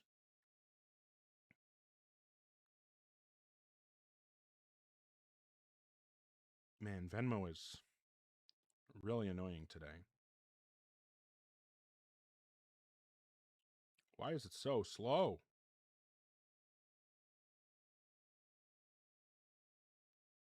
I don't know who sent this for the $25. Keep schooling the Bible thumpers, but I will absolutely do that. Thank you so much for the support. I genuinely appreciate it. And what was the same person that sent the is this Ogar? I don't know where the. Oh, is it here? Sure, why not? Yeah, I'm not sure who sent that, and I don't want to just like read out the name because I'm not trying to like dox people or anything like that. Because I know that it's not always the name on those apps isn't always the name that you want read out, to refer to you. But anyway, thank you so much for the support on PayPal and Venmo tonight, people. Thank you for the support here as well. Fantastic. Holy shit. Okay, where am I at? Thank you so much, Lou, for all the support and for being a mod here. Appreciate you. Thank you, Blue Tiger Gum, which is Mikey. Thank you, Fagend. I don't know what that is, but thank you so much. Parker, appreciate you so much for the glowing jellyfish. Thank you sincerely for that. Drew Fats, thank you all for the claps. Love getting a good clap. Thank you, Tree, so much for the, what is this? Kitties. I love kitties. And thank you, Lou, and I Got Peas, Chris, and Lou again. And you guys, I appreciate it so much. Sincerely, I do. I don't know how to like properly thank you, but I do sincerely appreciate it. It means a lot to me in a lot of different ways and for different reasons. But okay, if you are in the guest queue, or thanks, Poopman Jones, appreciate it. Well, I'm glad the people love the Ogar. That's fantastic to find out. If you're in the guest queue or thinking about joining, make sure that you're an adult and you have some kind of argument or evidence for God. I am a cat person. I keep thinking about getting another cat, but I don't know if I'm ready yet. Got too much other shit going on. Hi, Zachary. How old are you? I am 29. Cool. And what God do you believe in? God, the Christian God. Cool.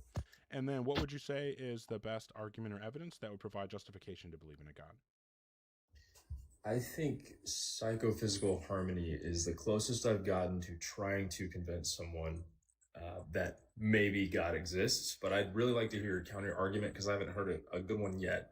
I'm open to learning here. So yeah, I think that the easiest way to overcome that argument is the fact that I hold to physicalism about the mind, because I believe in token identity theory. It's my position that individual individual mental states are just identical with the corresponding brain state that produces them or seems to produce them. And since I think that those things are identical, there's no harmony to explain on my view. So the argument is just completely dead in the water. So what you would have to do, and the authors of the paper on psychophysical harmony agree with this, what you would have to do for anyone who holds to this type of physicalist view is you would have to convince them at least that dualism is has reasonably high priors. Then you could run the psychophysical harmony argument and expect it to have some kind of compelling force. But as it is, since I'm such a strict physicalist, that argument means nothing to me because, like I said, there's nothing to explain. So it's basically brute with your view. Like the argument is brute in your opinion, right? I'm not sure I understand how you're using the word brute. Well, I guess let me back up. That I need to do more research on the opposing side that you're talking about. But would a naturalist have anything in response to the psychophysical harmony argument then? Like under naturalism? Well, it depends on what you mean by naturalism. Someone who thinks that emotions are just emotions and feelings are just feelings that really have no meaning, that are just coincidentally in the person. I feel like, well, since you don't, I don't think you're describing a real view. Like, I don't think you're describing a view that anyone actually holds. What would naturalism be in that case then? Because I've heard there's there's lots of different naturalistic views of mind, right? There are a lot of different accounts of what mind is. Like, for example, you could be a naturalist and hold to something called Russellian monism, where you just think that there's only one substance, but it has both physical and mental properties. and that's a type of property dualism. It's called monism because you only believe in one substance, but it's a type of property dualism. Unless somebody can correct me, maybe I'm misrepresenting Russellian monism, but my understanding of the position is that there's only one type of substance that stuff is made out of, but that substance has both physical properties and phenomenological properties, and then certain types of structures produce, consciousness or whatever, higher level consciousness or whatever. I don't know too deep into the view, but that would be an example of a naturalist view that the psychophysical harmony would have some kind of force for. Okay. But yeah, I think the duality perspective you're talking about was more so what I was hitting on. Okay, I gotta take that back, Ogar. Thanks for the perspective there. I'll do some more research on it. What I sincerely recommend is watch the debate between Brian Cutter and Graham Oppie. It's, I believe, on Miles Donahue's YouTube channel. Fantastic debate, just an amazing debate in my opinion. Cutter is one of the authors on the paper that everybody's talking about psychophysical harmony because of, so he obviously knows the argument because he helped author it. And then Graham Oppie is also a physicalist like myself. I don't know if he and I hold the exact same view of the brain or of the mind, but he's also a physicalist. So you can see what Cutter's responses are, and maybe that'll give you some idea of what direction to go to prop up this argument. My recommendation is, I think you only have two paths if you want to run this argument. Or, well, if you want to talk to people who hold to the kind of physicalist view that, or a similar view to what I hold or Graham Oppie holds, is either you have to first give an argument for some kind of either property or substance dualism or something along those lines, or you just have to run a different argument. I think that those are the only two options. Okay, so dualism or different argument. Makes sense. And how do you spell Cutter? Cutter.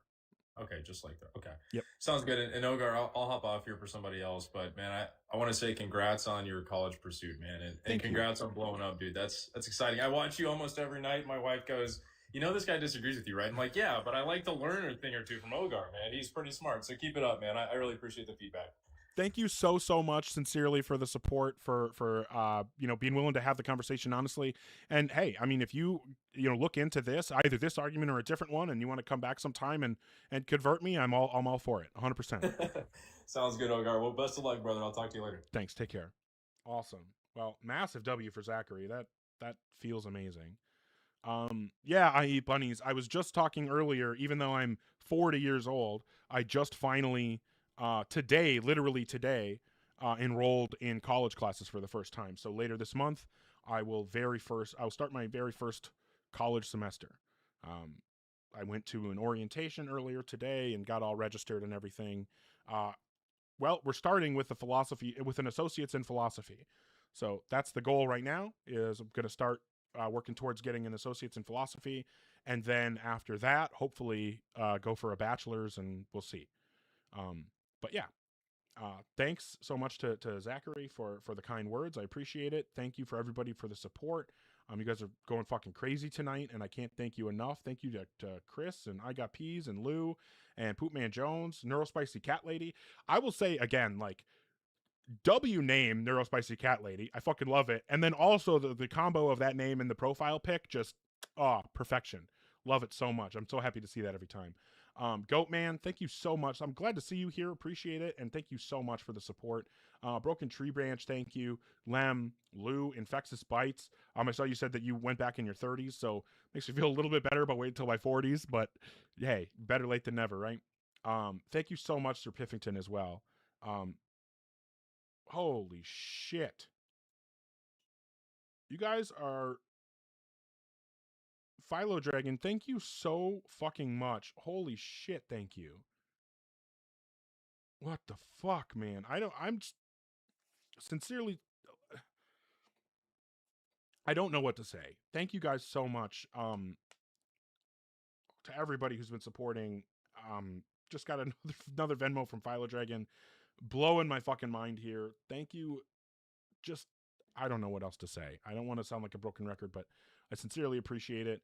And I hope that I can, provide the debates and the content that you're expecting from me.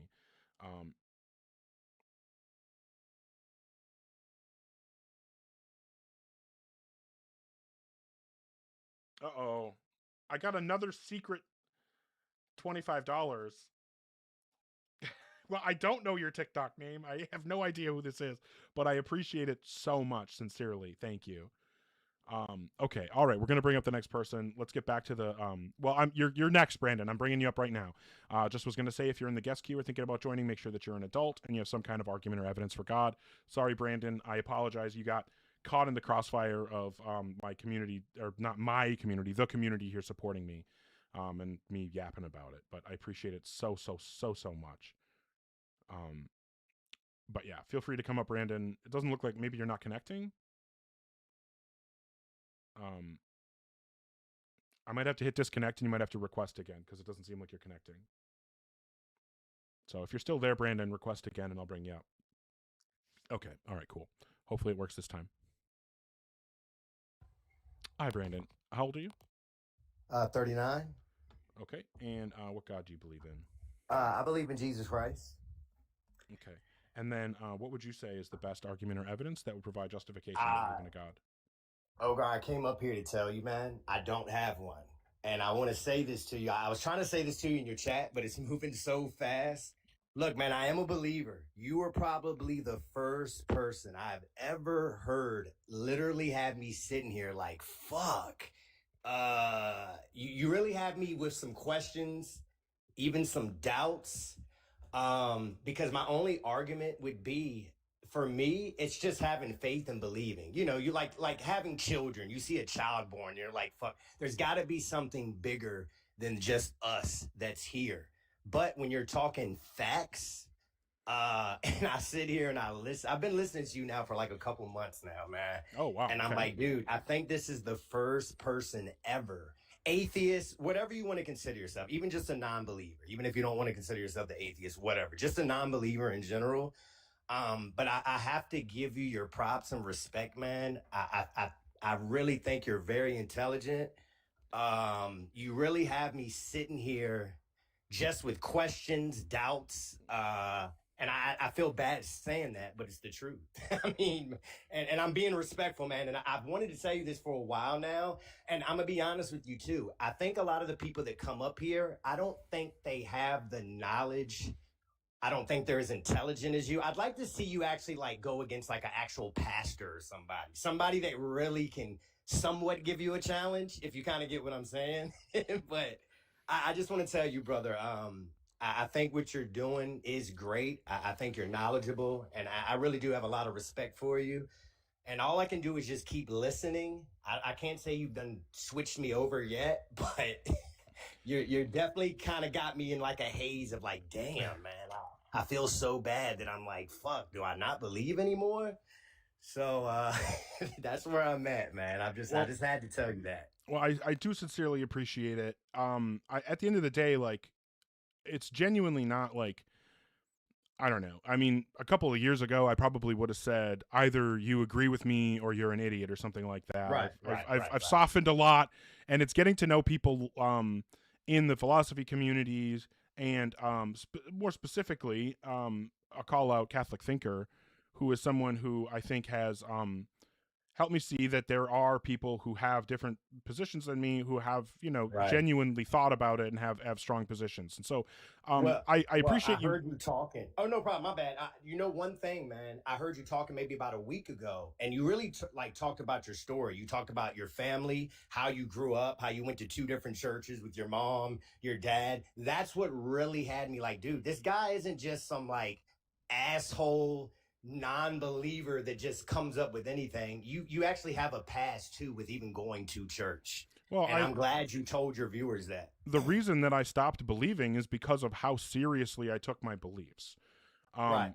Genuinely, like, if I wasn't so serious about thinking that Jesus was real and actually was God and God really existed, I wouldn't have cared so much about the questions that I started having when I was a teenager. But I appreciate you so much, Brandon. I am going to try to move to the next person. Not that I want to be an asshole or anything, but cool. I sincerely appreciate the kind words. I feel so much love tonight, and I don't know how to handle it, but I appreciate you. And hey, I'll tell you, man, genuinely, I think if I have a goal here, beyond just, like being able to have conversations that I like, if I have a goal in terms of how I impact people, it's just wanting to make people think, whether you end up agreeing with me or not.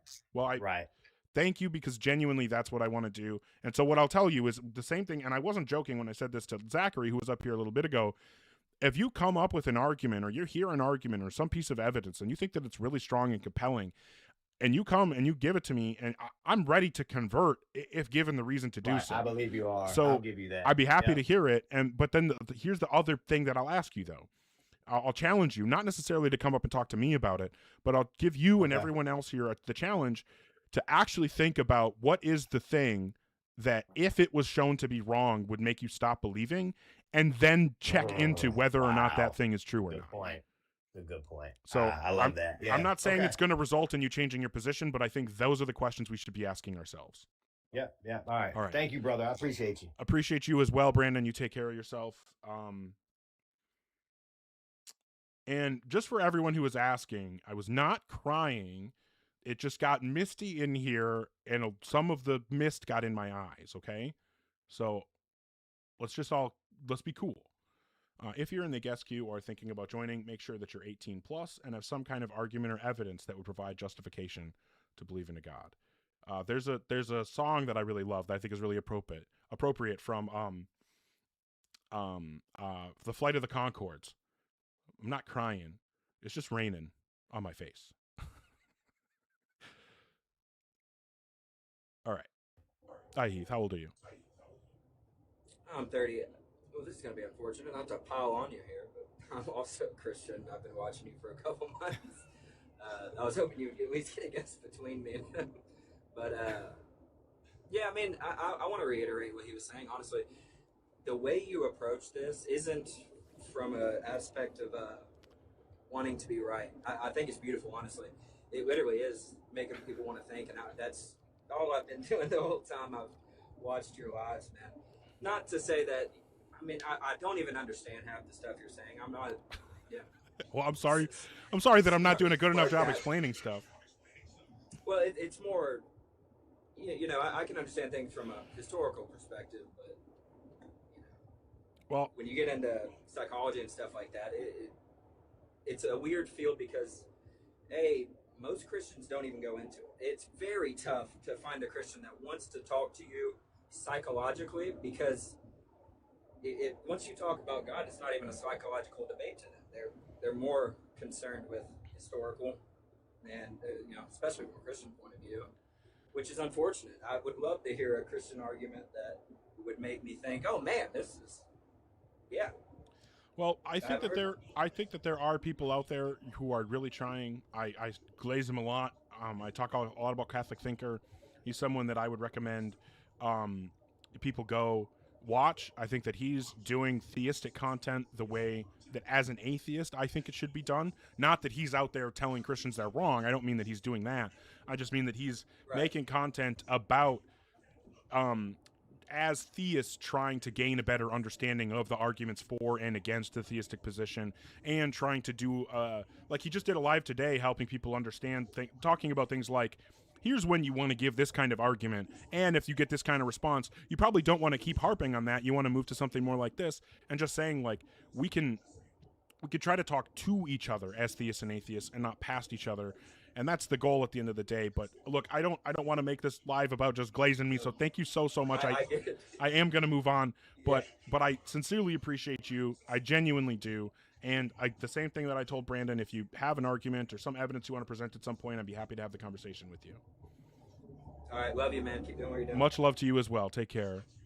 I do love you all. Thank you so much, and I mean that.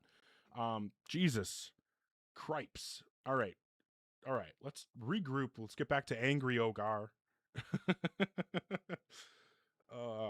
What do I even... Oh, shit.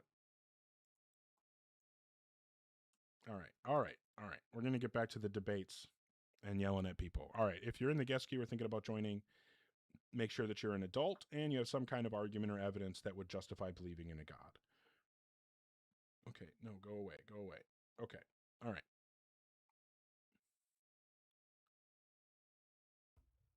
Hi, MJ. How old are you? 18. Cool. And what God do you believe in? I just came on here to ask you a quick question. I know you want to do debates and stuff, but I just want to know, true contradictions can exist, right? I don't think so. I'm not a dialetheist. Yeah, so like we can only imagine like a true contradiction describing like the proposition of it, right? Not like the actuality of the true contradiction. I don't I didn't follow. What'd you say? Like we can only imagine, like if someone were to imagine a contradiction, it would be the like the proposition of it being P and not P, right? And not So like the actual contradiction. yes. Okay. Yeah. Yeah. That's what I was. Yes. I think that Yeah, we can conceptualize a proposition that is contradictory. I don't think that we can like I don't think we can actually conceptualize a contradiction obtaining. like actual contradiction, right? Yeah, like I don't know what I can't have a thought that is about the sun both existing and not existing at the same time.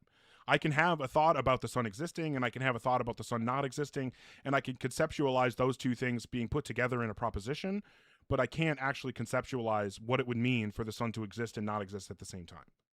Oh, okay. And then if someone were to apply this to like a fictional framework, right? Would that justify true contradictions existing within fictional frameworks? I don't really know. I think that you probably could create a fictional framework where contradictions obtain, but I think that the best we could do in that situation is just conceptualize there being true contradictory propositions. But I still don't think that even in the fictional context that we would actually be able to conceptualize what it would mean for the contradiction to obtain. Oh, okay, okay. Thank you, man. I love your content. I love what you do. I'm just on stream watching you. I just have you on like background noise, just doing stuff. All right. I Well, love I you, got to man. move on from the glazing, but I appreciate it. I do appreciate it. I do. I sincerely do. Okay. I love you all so much sincerely. And like, I'm just unbelievably blown away, but I do not want to make this into Glaze Ogar the stream. I genuinely want to just have the debates and everything. So again, if you're in the guest queue or thinking about joining, make sure please that you are, thanks Poopman Jones, that you are an adult and you have some kind of argument or evidence for God. All right, hi relatable. How old are you? Hi, I'm 18. All right, and what God do you believe in? They believe in the Christian God. Fantastic. And what would you say is the best argument or evidence that would provide justification to believe in a God? Best argument, I would just have to say the universe itself. It's probably the best argument. Okay, I'm not really sure how the universe is an argument. Can you help me? So the universe is as a concept, as a thing, as a state, as a whatever you want to refer to it as, just it being, to me is evidence of God. I can further go into it if you'd like, but yeah, I would need you just to. like I would need you to expand on that's that. just like the foundation of my argument, because I don't want to go on like a rant before making the basic foundation known. Okay, yeah. What would be the argument that the evidence provides evidence for, or that the universe provides justification to believe in God? Yeah, no matter what you believe the universe is, whether you believe it's something that's eternal, whether you believe it's something that one day appeared, all of these things would have to require intelligent interference to work, because they go against basic basic understanding of a third dimensional, like understanding of the universe, right? Which is a contradiction to what we as humans. What contradicts reality? Yeah, so a couple of them. So a few ways that the universe exists. So do you want to, we can go into like the SCP, the STE or the SCPN method, reasoning for the universe, both of which have direct contradiction. No, I'm sorry. Just what is the contradiction that you think obtains? Yeah, so one of the arguments for the universe, which I don't want an argument. I just want you to know the exact contradiction that you think obtains. Yeah. Sorry, the issue is you can't know the contradiction without knowing what argument I'm going for, because as we're both aware, there are multiple reasons that ways people have theorized the universe. No, I just need you to tell me the P and not P before we go anywhere else. I just need you to tell me the P and not P. Okay. The universe cannot be eternal due to that going against science and mathematics, which we know are the rules that govern our universe as our... There are no scientific or mathematical rules that prevent the universe from being eternal. So I don't. So this, first off, that isn't a contradiction, and secondly, it's just a false claim. So do you have an actual contradiction that you think obtains? Sorry, it's not a false claim, because you don't know which mathematical claim I'm making. I mean, no. So you're saying science and math in general, Now, are there some mathematical models or scientific models, like cosmological models, that would involve an eternal universe, or others that involve temporally finite universes? Sure, but that doesn't mean that there's a contradiction somewhere. So I need you to tell me the specific contradiction that you think obtains. What is the what is the P and not P? So I'm going to write down the P, which is. Okay, my point being. No, tell me the contradiction relatable. Yeah, sorry, but you can't. Okay, so the next thing that you say needs to be the P and not P. If it's not, then I'm just going to cut you off again and ask it again. So I will keep asking until you actually say it. Yeah, no problem. So what's the P and the not P? Stop saying no problem. Stop saying that you're going to get to it. Stop saying that you need to give the argument first. Just say the P and not P. Don't say the words. No, stop relatable. No words other than... No words other than the actual contradiction, or I'm just going to drop you. I don't know why you're sea-lining my whole argument. Okay, so there you go again. Just give the contradiction. Yeah, the contradiction, like I've been trying to say. Stop with the meta relatable. Stop with the meta and say the fucking contradiction or get dropped. Bear in mind, you're asking me to Okay, so one last time, I'm going to ask you for the contradiction, and if the next words out of your mouth after I'm done asking the question are anything other than the contradiction, then I'm dropping you. Oh, there you go. Run away. Well, there are contradictions that obtain. I can't tell you what they are. I can certainly whine about you asking me about them, but I can't tell you what they are. Of course he ran away. Why would he actually support the position? Yeah. You notice how if he had actually said the contradiction, then I wouldn't have interrupted, but he refused to actually say it. All right, if you're in the guest queue or thinking about joining, make sure that you're 18 plus and have some kind of argument or evidence that would provide justification to believe in a God. Hi, Adam. Are you? Okay, just a child again. Hey, good to see you too, Moon.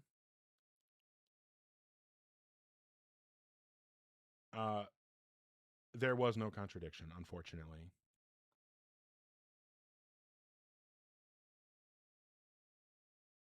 Yeah. If he wanted to give the contradiction, he would have just said it. So anyway, thank you so much. I got peas for the support. Thank you, Lou, as well. Lem, Poopman Jones, Lupine, Derby, Lou, Saint, Elmeology. That's awesome. Elmeology. I don't know. I'm a dumb. I have no idea what that's supposed to say, and I sincerely apologize for being so stupid. Thank you, Lupine and Atheist Cat. Hey! Thank you so much, Flarf Flarf. I love the fucking Dragon Crown. That's awesome. Thank you, Ghost and Bertram as well. Genuinely, I've just been so blown away by all the support tonight. Absolutely mind-boggling. Okay, so currently don't have any serious interlocutors requesting. So if you are 18 plus and have some kind of argument or evidence that would provide justification to believe in a God, feel free to request up, and I'd be happy to have the conversation. Thank you so much, Saint, for the pink cowboy hat. I appreciate it sincerely.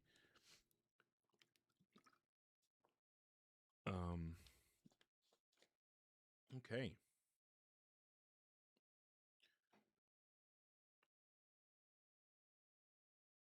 Oh, in your live, CT? I don't know what they could possibly have to contribute to your live when they won't have an actual conversation. Yeah, if you're in the guest queue or thinking about joining, make sure that you're 18 plus and have some kind of argument or evidence that will provide justification to believe in a God. The I feel it in my beans argument only works if you are a cat. Sorry, toe beans are the only beans that I will accept an argument like that from.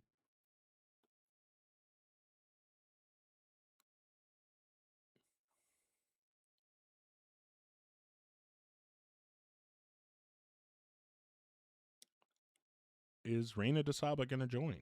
Maybe not going to connect? Neurospicy Cat Lady gets it. Yeah, toe beans indeed. Oh, there we go. Hi, Reina. How old are you? I'm 21. I don't speak English very well, but I will try. So I'm Christian. Okay, and what would you say is the best reason to believe in God? I don't gonna talk about the best reason, but I have a question for you. You know the Big Bang. So for you, what's the thing that declenched the uh, the the life with the Big Bang? I don't know if you understand me. No, I don't. If it's not God, uh, who did the Earth? Who did it?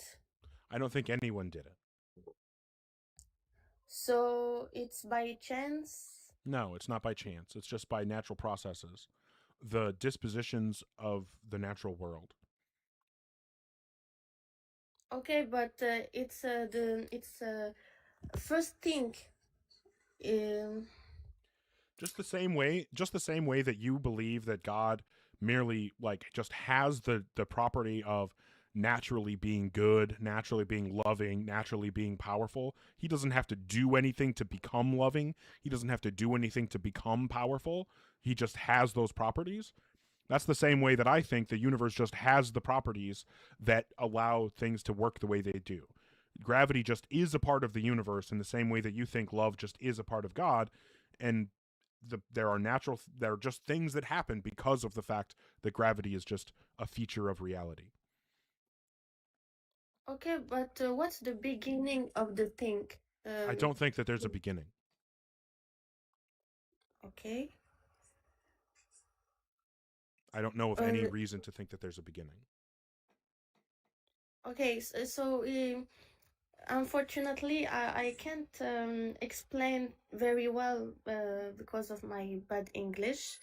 But if you can just be a little bit honest, that's it can't not be a beginning. Okay. Like Well, Reina, I'm just going to go ahead and move on, not because of the language barrier, but the fact that you're now telling me that my answer was dishonest. You can't read my mind. My answer was very honest. All right. If you're in the guest queue or thinking about joining, make sure that you are 18 plus and you have some kind of argument or evidence that would provide justification to believe in a God. Hello? Hi, Edonis. How old are you? I'm 19. And which God do you believe in? I believe in Allah. Okay. And then what would you say is the best argument or evidence that would provide justification to believe in a God? Well, I want to see your point of view first, and then I'll debate. What are you asking for? Just tell me why you think God isn't real, and I'll tell you why I think it's real. Okay, so you want an argument? Yes. Okay. Do you think that God is all-knowing, all-powerful, all good? Yeah, I think so. Okay. So if God exists, then he's all good. And But also... Wait, what? I was going to give the argument. Oh, okay, I'm sorry. Okay. So premise one, if God exists, then he's all good and could have made any metaphysically possible universe. Do you agree? Maybe. I don't know. Well, it's a yes or no. Either you agree or you don't. Okay, I agree. But can you please calm down your tone? No. Premise two, if God is all good, he always makes the best moral choice. Do you agree? I'll say so, yeah. Okay. And premise three, if God always makes the best moral choice, then he created the best possible universe. Do you agree? No. Okay, so you think God can make the best moral choice and yet not make the best possible universe? Yes. Okay, so do you think that making the best moral choice means... I guess I don't understand how this is possible. So do you think that you can that it can be the best moral choice while you make something that is morally inferior to something else? Calm down, okay? So do you think that it's possible to make the best moral choice while doing something that is morally inferior to another choice? Calm down. Okay. Fair enough. I thought maybe he wanted to actually have the debate, but apparently not. All right.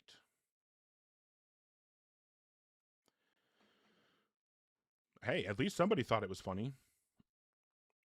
If you are in the guest queue or thinking about joining, make sure that you're 18 plus and have some kind of argument or evidence that would provide justification to believe in a God. Exactly, Neural Spicy Cat Lady, not a serious Hello. interlocutor. Hello, how old are you? I'm 18. And what God do you believe in?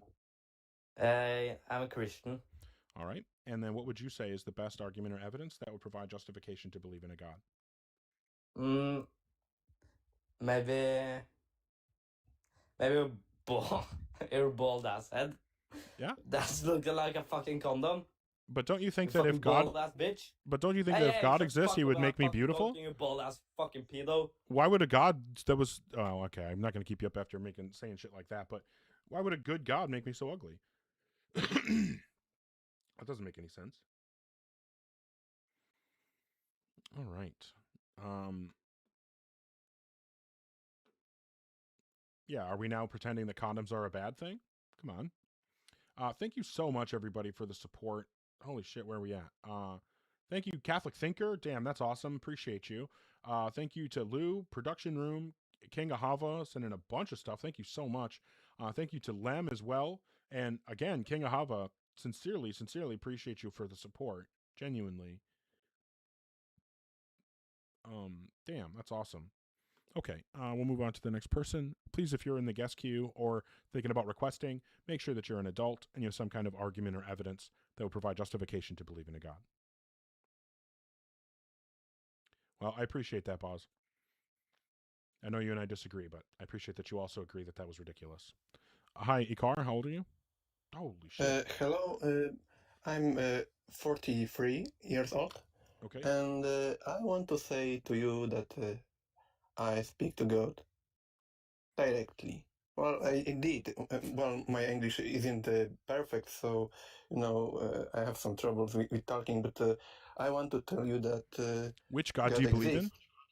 I am the proof. Okay. Which God do you believe in? And if you ask me, well, God, no, what? Yes, I'm the Christian. I believe in Jesus Christ. Okay, and so but what's the also best in the argument or Father. evidence that God actually exists? Well, I talked to him. Yep, I can't talked to confirm him. that. So what's the best argument or evidence that he showed does me actually the exist? future. I lived that future. Yep, there's no way that I can 20 confirm that. years So what's the ago, argument or I evidence that I talked can to my actually God. engage with? Listen to me. 20 years ago. Okay, so no, I'm I done talked listening, to my Ikar. God, Ikar, and he Ikar. showed me the Hello. future, Hey, and can you I hear me? lived that Well, if you future. can't listen to me, if you can't hear what I'm saying, then there's no reason that we should even try to have a conversation. What I'm trying to explain to you is that I can't confirm your personal experiences. So what I need is to understand how I can verify something about your experiences or something related or even something unrelated to your experiences. What is something I can verify that would give me a reason to believe in God? Well, it's not easy. I didn't ask It's whether it was your easy or choice not. to I'm believe asking me if or there's not. a justification to believe in a God that you can present to me. Do you know what is the choice? Okay, so I will Do ask you know one more what time. Is there any what it argument or means to evidence that believe? you can present? Evidence. Well, I have some proofs, but Okay, what is the argument or evidence that you can to present on this see the conversation? one big proof that I have, you Ikar? have to wait a bit. Okay. Wait a bit. Doesn't sound like you're listening, just trying to do your preaching and your story. Thank you, Mr. Porter. That is the intention. The goal here is to just say, what is the substance, and let's discuss that. And if you don't want to discuss that, then I'll just move on. So I'm glad that you appreciate my my approach. Yes, Ikar, you weren't engaging, and there's no way that we can have a conversation. Oh, shit. Writing on the wrong place.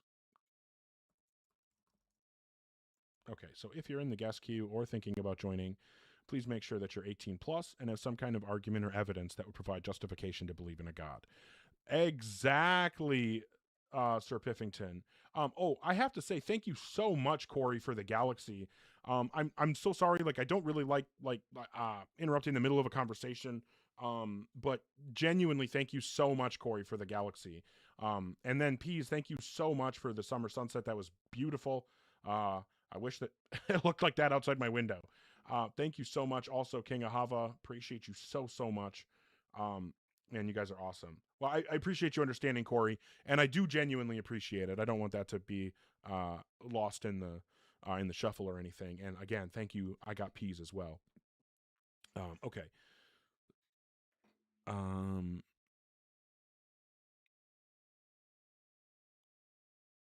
Oh shit. Fair enough. Well, hey, thank you for the support. I appreciate that. Cool to know that you don't hate me after that conversation. Don't hate you either, for the record. But yeah, we'll bring up the next person. Make sure you're an adult and actually have some argument or evidence for God. Oh, damn, Peas, thank you so much. Hi, Tommy. How old are you? Yo, what's up? I'm 20, but I don't want to share my birthday because, yeah. Okay, and then what God do you believe in? I'm a Buddhist. Okay, are you a theistic Buddhist? Yes. Okay, and can you describe the God? Yeah, but are we gonna debate Buddhism or gonna debate that God isn't real? So, can you describe the God you believe in, please? We believe in karma, and we don't believe that Buddha is God, but we basically view him as an idol, basically. That doesn't answer my question. How? How doesn't it answer your question? Well, Buddhism is non-theistic, so it doesn't have a supreme, all-powerful creator God. So obviously, you don't. If you're actually Buddhist, then you No. don't believe in the kind of God that I'm No, talking no, about. no, no. So I No, just searched you're it up. wrong. Buddhism No, is you're wrong. non-theistic. No. Okay, well, you No, you're haven't wrong. been able to tell me the God that you believe in, so all I can do is rely on what the internet says. So do you want to actually tell me the God you believe in, or should I just move on? All right, I was just going to test you, but I'm actually Hinduism. Okay. Well, I'm definitely not going to play games.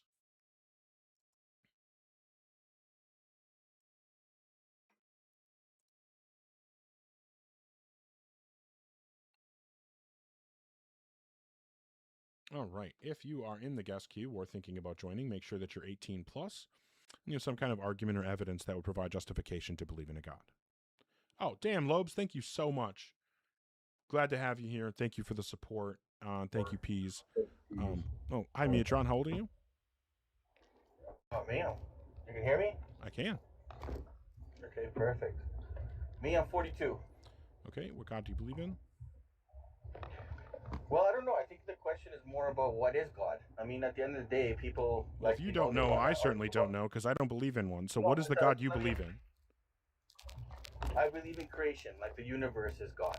Oh, okay. Well, I believe Because in the I- universe, but I don't believe in a God. So what do we disagree about? No, because people try to put a face on something they really don't understand. At the Yeah, end of the that day, doesn't it's answer a my rational- question.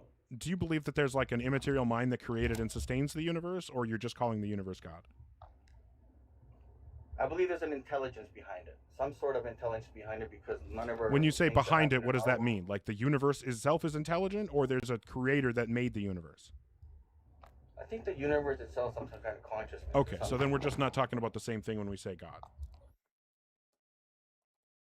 Okay, I don't really want to talk to pantheists. I'm so sorry. Oh, I got a couple friends requesting. Okay, hold on. We're going to have a quick friend yap session real quick here. Oh, shit. Oh, shit. What happened? Hi, Tree. Maximum yapping. I don't want to yap too hard. We just had like that crazy glaze session earlier, and I'm not. That's Yeah. not the No, goal. I'm not gonna laze you, Ogar. You're mean. And Oh, you perfect. suck. No, I was I'm a gonna say, donut. you know, Glaze me. always glaze your lobes, and you can quote me on that. I saw that in that gotta do movie. it. There's something about Mary. Right? No, I was gonna say I'm not a Buddhist. I do not have a question of how do you define God, because I know Eunice is the one who created the universe through a fart after she ate a spicy hypotenuse. And yeah, everyone get let's see, glaze your lobes and get Eunice up. And however that makes sense to you, I'm not responsible for any property or legal damage. Does she like getting her horn waxed? This is not sexual. Yes, but it's Not with sexual. that. Not with that. Nice. Lack of imagination, Lobes. Come on. Oh. I mean, I don't want to be accused of blasphemy. It was sexual. I just did it for sure. Who doesn't love Eunice? Well, I All right. appreciate you, Tree. Yeah. You always provide some levity, so I appreciate you for that. because it's that's what that's what Eunice put me here for. So horns up, indeed. everyone. Well, certainly on my streams, because of my horrible attitude, levity isn't always in abundance. So appreciate you helping out in that regard. Yeah, we'll see you. See you around. All right, take care. Much love. You know I love you, Tree. What's up, Lobes? Chilling on break. I got like 10 minutes. Oh, fair enough. Are you streaming this week? Tomorrow, I'll be back. Nice. All right, everybody. If you're not following Lobes, make sure that you follow Lobes and that you're there. He's been out of streaming for what is it, a couple weeks now? Not super long, but 2 weeks. yeah. 2 weeks. Yeah. But now is the time to follow Lobes and be there for the Lobe stream tomorrow. His grand return. I said tomorrow really weird there. I don't know why. You sounded like you were Canadian. I was like, know. "Oh." Well, I do live in the Sorry Canada about of that. the U.S., so there's not really a lot I can do. Canada. I live in South Canada. South, yeah, right. That's just the United States, I think. Well, Hey. one time. Okay, so I was on my band that I was in was on tour with another band that had a Canadian dude playing bass for them, and we were giving him jokes, or we were giving a bunch of shit from being from up north, and he was like, "No, if you look on a map, I actually live further south than you," and I was like, "No way," and I looked it up, and he was right. That's so funny. Yeah, that's so funny. Oh my Yeah. God. Like, because I guess the top of the United States, like, there's some Canada south of it. Yeah, Like well, if you Maine think goes past the, you know. right, well, like London, Ontario comes pretty far south, and that's where he was from. But There's like this little noodle of Canada that's it doesn't show up on a map. It's just too thin. If you put a hair on the map, it's just like this little sliver that goes down and it curls like a pube and then it goes down a little bit. That's it. That's where it goes. something like that. Well, you're welcome to hang out here for the next few minutes while I bring up the next person. Okay. Cool. All right. If you're in the guest queue or thinking about joining, please be an adult that has an argument or evidence for God. Oh, I've never actually been to Canada, Jason DeBateman. I don't live that close to Canada. I just always call the See, I'm state South 19. Canada. I said I just turned 19. Okay. Hi, Isaiah. What God do you believe in? What God do you believe in? Oh, okay. He was just really excited to tell us his age. Hey, I mean, He if just I turned was 19. if I was 19, I probably would be too. Guess what? I just had a birthday. 19. Yeah. That's all. Hey, thanks, Bamboo. Appreciate the hat and mustache. My mustache is starting to come back after I shaved it off. Mine is Indeed. getting in my mouth. I need to cut it. Oh, dude, that's the worst. That's why I shave it off. As soon as it starts doing that, it's gone. Okay, well, I don't currently have anybody requesting. Yeah, he just had to tell us he was 19 and he dipped. It was unfortunate. But hopefully somebody will request up that actually wants to have the conversation. Thanks both sides for the support. Appreciate you. You want to hear something that's like mildly interesting? Okay, I'm a fan of mildly interesting. Yeah, so last night I became an official member of the Satanic Temple. Wow. Yeah, it's really easy. You just put your name and email address and they're like, thanks for joining. Yeah, well, that's true. That's kind of like when I got ordained as a Dudist priest back in 2010. A Dudist priest? Yeah. What's a Dudist priest? Well, Dudism is a religion that is based on the movie The Big Lebowski. Oh, It's like that sounds familiar. Yeah. I haven't seen it. I just know kind of about it. I think we talked about it one time. But hey, maybe we have a guest here. Maybe we can have an actual conversation. W. Big Lebowski, indeed. Hi, Wakey. Wakey, how old are you? Hello? Hi, how old are you? 18. Just turned 18. Okay. Sounds like what- last guy. 18. What God do you believe in? Michael Jordan. Okay, well, I mean, I believe in Michael Jordan, but I don't think he's God. I do. Okay, so do you have anything serious to discuss? Michael Jordan. Best basketball player in history. Oh, I thought that was LeBron. I don't know. I don't know shit about basketball.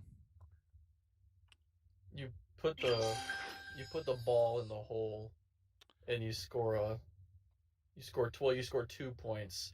But if you get the ball in like all the way downtown, you get 3 points. That's always my goal on a Friday night, get the ball in the hole. That's how it works, right? That's what you're supposed to do? Yeah, right. Yeah, and the older you get, the easier it is to do it from downtown because everything starts getting more like elastic. I swear I do that wide step so many times at work as of late. So you know you're aging for sure. Yeah. All right. Yeah. Men know what I'm talking about. Oh, well, both sides is ready for you to teach him how to sports ball, so that might be a new stream you have to do. You don't want me to teach you how to do that shit. Thanks, Tax, for the support. Although that is kind of a scary username, if I'm not lying to you. Eddie TG, appreciate the support from you as well. Thank you. Is that? Sorry, I thought I saw something. Okay. Yeah. Currently don't have anybody requesting. Apparently we ran through all the actual theists who wanted to debate. I don't know. Do I like reset or do I just call it for the night? I guess I could reset. Well, it sounds like you're just afraid of a strong argument. Yeah, I know. I'm so afraid of strong arguments. I always run away. That's my strategy. You got a guest up here. You're acting like there's no guest. Yeah, it sounds like you're running. Oh, brother. So if God's not real, why do you hate him so much? Oh my God. All right. Well, now I have to run away because I definitely can't answer a question that hard hitting. All right. Well, I'm going to give a restart and see if we can have some more conversations before I call it for the evening. Probably got a little bit of time left before I want to hop off, but I don't know how much longer your break is. Probably not much. I think you said 10 minutes, and that was almost 10 minutes ago. So, I said that a little bit before 9, which it's 9:07, so I got a little bit of time. Okay, well, we'll see. I'm gonna reset. If you want to come back, do. If not, no worries. I'll just know that you hate me. Okay. Just a lot. All right, I'll be right back. Everybody. Only in the literal sense. Only literally.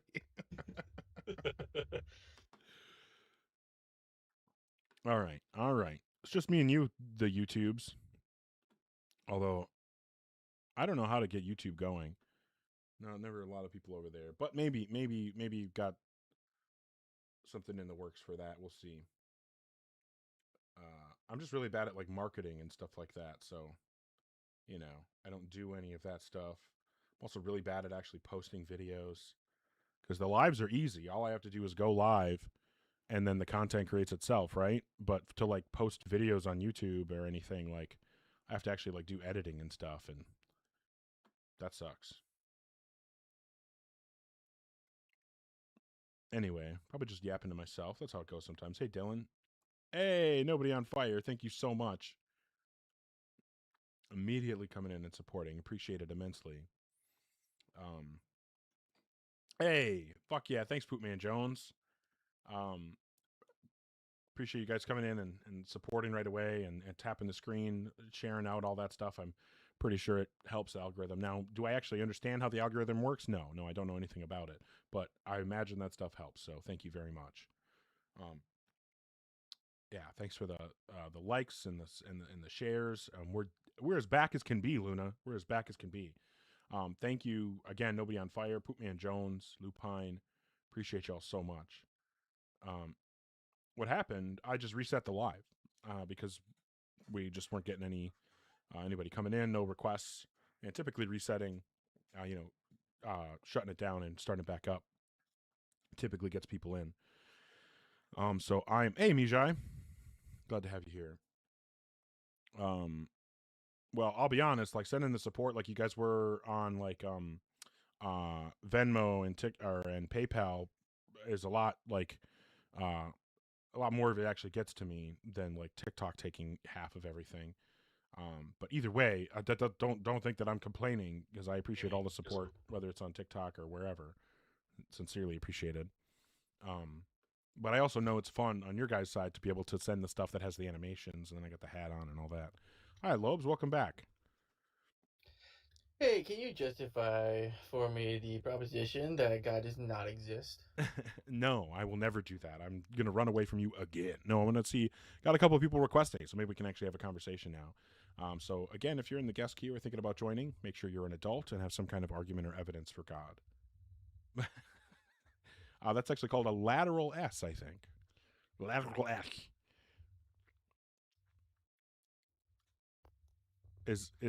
Oh, hi, Freestyler. How old are you? I'm 17. Is it good? No. So if you're in the guest queue or thinking about joining, make sure that you're an adult and have some kind of argument or evidence for God. Yeah, that's true, Magnum. You weren't supposed to point that out that I keep running from Lobes. Hi, Team Bass or Bass. How old are you? It's Bass, yeah. Hi, I'm 35. I suppose I probably should have known from context clues that it was Bass, but what God do you believe? Okay, I don't know. Was that you, Team Bass, or was that you, Lobes? No, that was Lobes. I don't know what you're talking about. The base? Okay, so that was obviously Team Bass then. You can beatboxing. Exactly. That I could never imagine Lobes doing something like that. All right. What God do you believe in? So I believe religion is just a story about a creator or creation that's been separated by geography and time. Yeah, but like, what do you believe in? Me, apocalyptic or Gnostic is I prefer apocalyptic, right? Personally, but like a Gnostic Christian, something like that. I prefer the Ethiopian style. Okay. And then what would you say is the best argument or evidence that would give us reason to believe in a God? So I personally, I was like atheist myself. I didn't really believe nothing. So like scientifically, you couldn't prove nothing to me. All this I'm just asking for the argument or evidence. Yeah. I don't need the story. For the mystical side of stuff, you see these spiritual posts. I used to. Okay, can you just please give the argument then? So if you look at mathematically, you look at nature. So when you look at maths, you have to start from zero if something is to start from nothing to create galaxy clusters. You start. At Who's talking about anything starting from nothing? Where did that come from? Creationist. Creation. So okay, well, you're talking to an atheist right now, so we don't need to talk about what other people believe. What's the reason that I should start believing in a God? If you let me finish what I was saying, we get to that, if that's all right. No, Team Base. No, I don't want you to get there. I need you to be there right now, or I'm just going to move on. Yeah, no, I'm literally just about to say it. So when you have a zero, you start with zero. This is not meaning nothing. Why are we talking about starting with zero? Like, what does this have to do with anything? Because this is how creation starts. What are you talking about? What do you mean by creation? Do you mean the universe? Mathematically, when are you saying the universe was created? Yes. Okay, what's the reason to believe that the universe was created? So so there's one thing that got my mind sparked. It was the CIA unredacted. Okay, what's the reason to think that the universe was created? There's loads of reasons to believe. Yep, just give me one. Okay, so one of them is the CIA unredacted files of the holographic projected reality theory. So what is the reason to believe the universe is created? I don't care about the CIA. If there's evidence, then just give the evidence. When you look at all these scriptures and you see how people are doing what they're doing, it doesn't make scientific sense how these people in our history have done what they've done. Okay, none of this means anything. Just give me the evidence. If you look at the holograph, yes, there's a 1983 unredacted files that got released in about 2011. Yeah, what's the evidence? Where was this confirmed to be real? These were CIA. Okay, so I'm going to ask one more time. If you can't just give me a direct answer that includes the evidence for your claim, I'm just going to move on. What is the evidence for your claim? The CIA unredacted file. I don't care what the CIA has to say. If there's actual evidence in their files, then you could tell me what the evidence is. Well, I think I'm gonna have to run away from that argument, to be honest. I don't blame you. It was so scary. Thanks for being here, though. I did the thing that I always do when Lobes is up here. I just yap and yap and yap, and I don't let him say anything, and then I feel like an asshole as soon as he leaves. Every time. Yeah, of course those CIA documents were misinformation. There's no reason we should just trust something because of something the CIA said. If you're in the guest queue or thinking about joining, make sure that you're an adult and have some kind of argument or evidence for God. I'm sorry, Lobes, I don't hate you. I'm just inconsiderate. Hi, Spiritual Crusader. How old are you? 37. Okay, and what God do you believe in? The one you hate. I don't hate any gods. I would have to believe in them to hate them. What God do you believe in? Well, Jesus Christ, the one true God. And then what would you say is the best argument or evidence that would provide justification to believe in a God? Creation alone is undeniable proof of a creator. What do you mean by creation? Creation. Look outside the earth. Everything in it. Do you mean like the universe? Where do you think it came from? Do you mean the universe when you say creation? Oh, no, I don't believe in the heliocentric theory. I didn't say anything about a heliocentric theory. Well, there is no universe. That's what I'm trying to explain to you. Okay, so whatever. The totality of existence other than God, is that what you're referring to by creation? Yes, Okay, so God why should I created the think heavens, why should I think the God heavens and the earth. Why should I think these things are created? Oh, does a painting not have an artist? Does a So building that's not have an that's not a architect? response. What's the reason I should think that the universe has a universer? We're not talking about the universe. The universe Okay, why is should I think that the non-existent. planet has a planeter? Oh, we don't listen. I told you I don't believe in the heliocentric Oh my theory, fucking so- god! Why should I think the Earth has an earther? Do you not live on it? Why should Are I you think not that here? it has a creator? Can you create something from nothing? Okay, so I'm going to ask you one more time. If you can't give me a direct answer, I'm just going to move You're on. just in denial. You live Oh, in I know. denial. I'm in It's denial obvious. because Yeah. you can't You're a present the bald-headed support for your denial position. piece of crap. Yeah, You're I in would denial, buddy. start believing what you believe if you could give me the evidence for your position. So for the last don't time, wanna- you're not what is the open-minded reason I should enough. believe the You're Earth was not created? open-minded enough. I'm explaining it to you, but you don't want to You listen. haven't explained it at all, and you haven't even tried to explain it. And I asked you to explain it and told you if you didn't, you would get dropped, and then you still refuse to explain it, and you get dropped, and then you act like it's my fault. All right. If you're in the guest queue or thinking about joining, make sure that you're 18 plus and have some kind of argument or evidence that would provide justification to believe in a God. Oh, I forgot to do this. Cool. All right, I did it now. It's done. Oh, that's a perfect point, Philodragon. I can't possibly be wrong, but you're the closed-minded one. Well, I'll tell you, Bo, begging in the chat to get brought up gets you skipped every time. Thank you so much for the support, everybody. Bradley Cooper, Dallas, Lupine, Lou, thank you all so much. Okay. And you're not even next anyway, Bo, so you need to calm down. Hi, Too Fine. How old are you? 19. I don't believe you. If you're in the guest queue or thinking about joining, make sure that you're an adult and you have some kind of argument or evidence that would provide justification to believe in a God. Well, I appreciate that, Cool Beans. Yeah.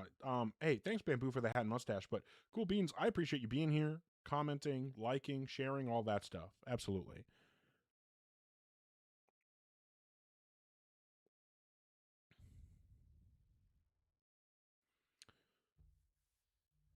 No, Even Seasons, you're not. But I do appreciate you.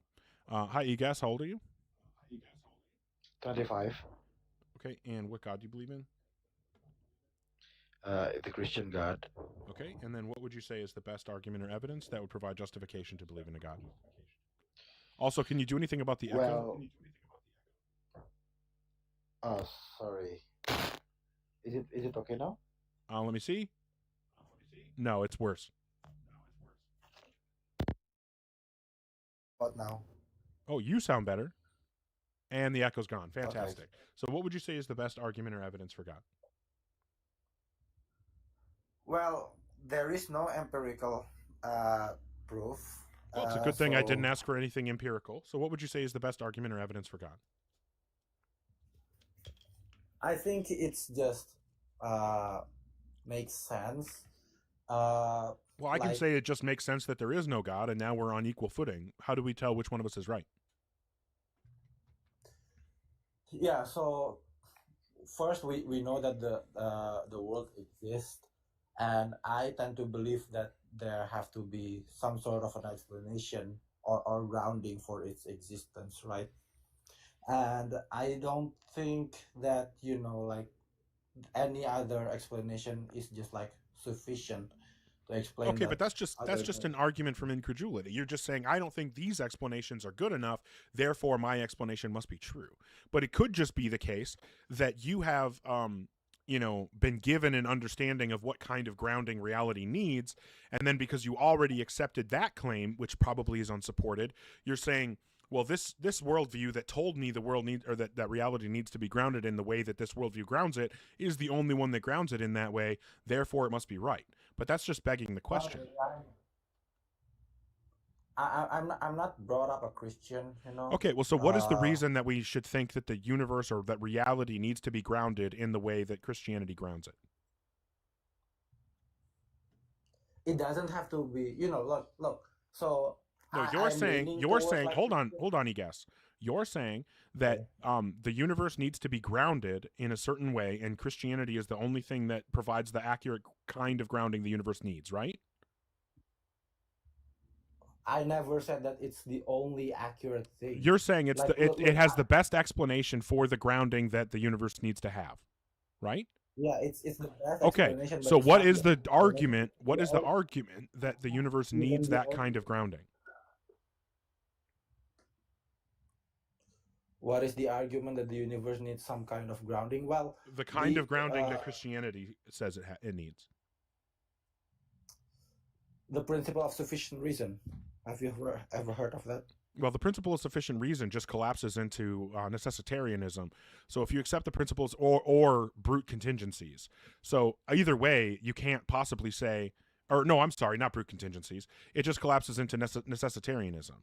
So if you believe in the principle of sufficient reason, then you have to believe that the universe is necessary. And then if the universe is necessary, there's no reason for us to posit a further explanation because we're already saying that it couldn't have failed to exist. And if we can explain everything, why the universe exists and that it can't fail to exist without appealing to a god, then it would be unparsimonious to add a god to our explanation. If that was too much, Okay, let me so- know and I can try to break it down. I don't mean that in a Yeah, condescending way, but just saying. Perhaps you can break it down. Okay. So, you mentioned the principle of sufficient reason. The principle of sufficient reason says that every contingent thing has an explanation, right? Yeah. Okay. And if every contingent thing has an explanation, then the next thing you're going to say is that the big conjunction of all contingent facts is itself a contingent fact or some contingent thing that needs an explanation, right? Yes. And since that explanation can't be inside of it, it would need a necessary explanation, right? Yes. Okay. So and that necessary explanation would have to be sufficient for all the contingent things to exist, right? Yes. Okay. And do you understand that sufficient means a cause that guarantees the existence of its effect? Yeah. Okay. So there's some necessary thing whose very nature of its existence necessitates the existence of all the contingent things. But what that means is that all those contingent things could not have failed to exist. But being contingent means that it can fail to exist. So in fact, we've now found out that all those contingent things are necessary. So that means that the universe is necessary if it is grounded in a sufficient necessary cause. Wait. Can you explain how so? Okay, so Why here's what I'm the- going to say. So we're going to say let's assume that P is necessary. You with me so far? Yeah, I'm with you. Okay, let's assume that P implies Q is necessary. Does that make sense? Are you with me? Yeah. Okay, so then the conclusion is that Q is necessary, right? Because if P is necessary, and it's necessary that Q always follows from P, then that means that Q is also necessary, right? So if we say that God, let's say God's act of creation is necessary, and God's act of creation necessarily produces the universe, then that means the universe is necessarily produced, right? Or maybe an easier way, necessarily produces the existence of the universe. And then we would say the universe necessarily exists. So if the effect is guaranteed to exist because of a necessary cause, then the effect is also necessary. Okay, God's act of creation is necessary.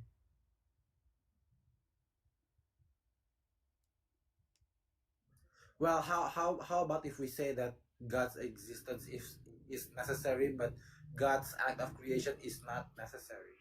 Yeah, so then that means that there's some aspect of or some part of God that was contingent, right? How so? If God's act is contingent and God's act is a part of him, then that means part of God is contingent, right? If God's act is can you formalize it? Yep. God's act of creation is part of God. God's act of creation is contingent. There is a part of God that is contingent.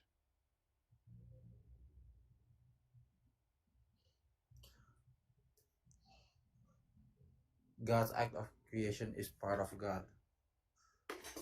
Well, I don't know whether or not this is about the phrasing or not, but in Christianity, we don't believe that God is consistent of any parts. I know, that's Even- the even problem. his act. Yep, that's the problem. So if we say that God's act of creation is, maybe we say, an aspect of God, and then we say, maybe we say, here, I'm going to delete that because I don't know what number it's going to end up being. We say God's act of creation, God's act of creation is an aspect of God. And then we say God does not have parts. And then we would say that if God does not have parts, he is identical to all aspects of himself. Because if he wasn't identical to all of his aspects, then he would have parts. And so then we say God's act of creation is contingent. And so now we would just say God is contingent, right? And maybe we could add on to this maybe, and we could say God's act of creation is contingent.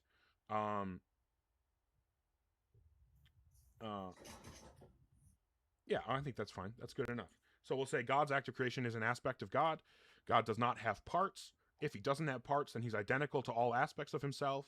And since his act of creation is contingent, and we already determined that he's identical to his acts of creation because it's an aspect of himself, that means that he himself is contingent.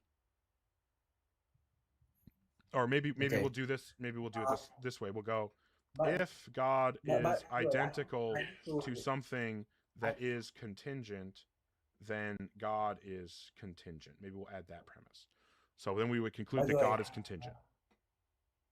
I need to clarify a little bit for people that might be, like say that this view is inaccurate. So the idea that God has no parts is not universal. We're not for talking all about whether people. God has parts. You and I both agree right now that God has no parts. And Yeah. so we're saying that this argument on the screen goes through God is contingent. And then what we would say from there, probably at premise 6, if God exists, then God is necessary. And so then the final conclusion here would be God does not exist. Do you have any response to this?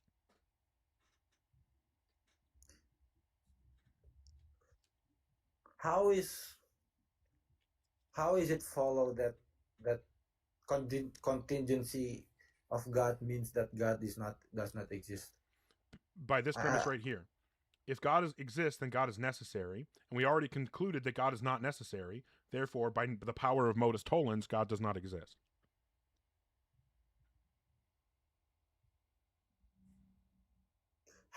What if I reject premise 6? Okay, well and then flip it. right, If then God then is your necessary, argument God- Okay, so then No. So then what we'll say is so God is contingent. You reject premise 6. So then we say all contingent things need an explanation for their existence. If God exists, he does not need an explanation for his existence. And conclusion 2, God does not exist.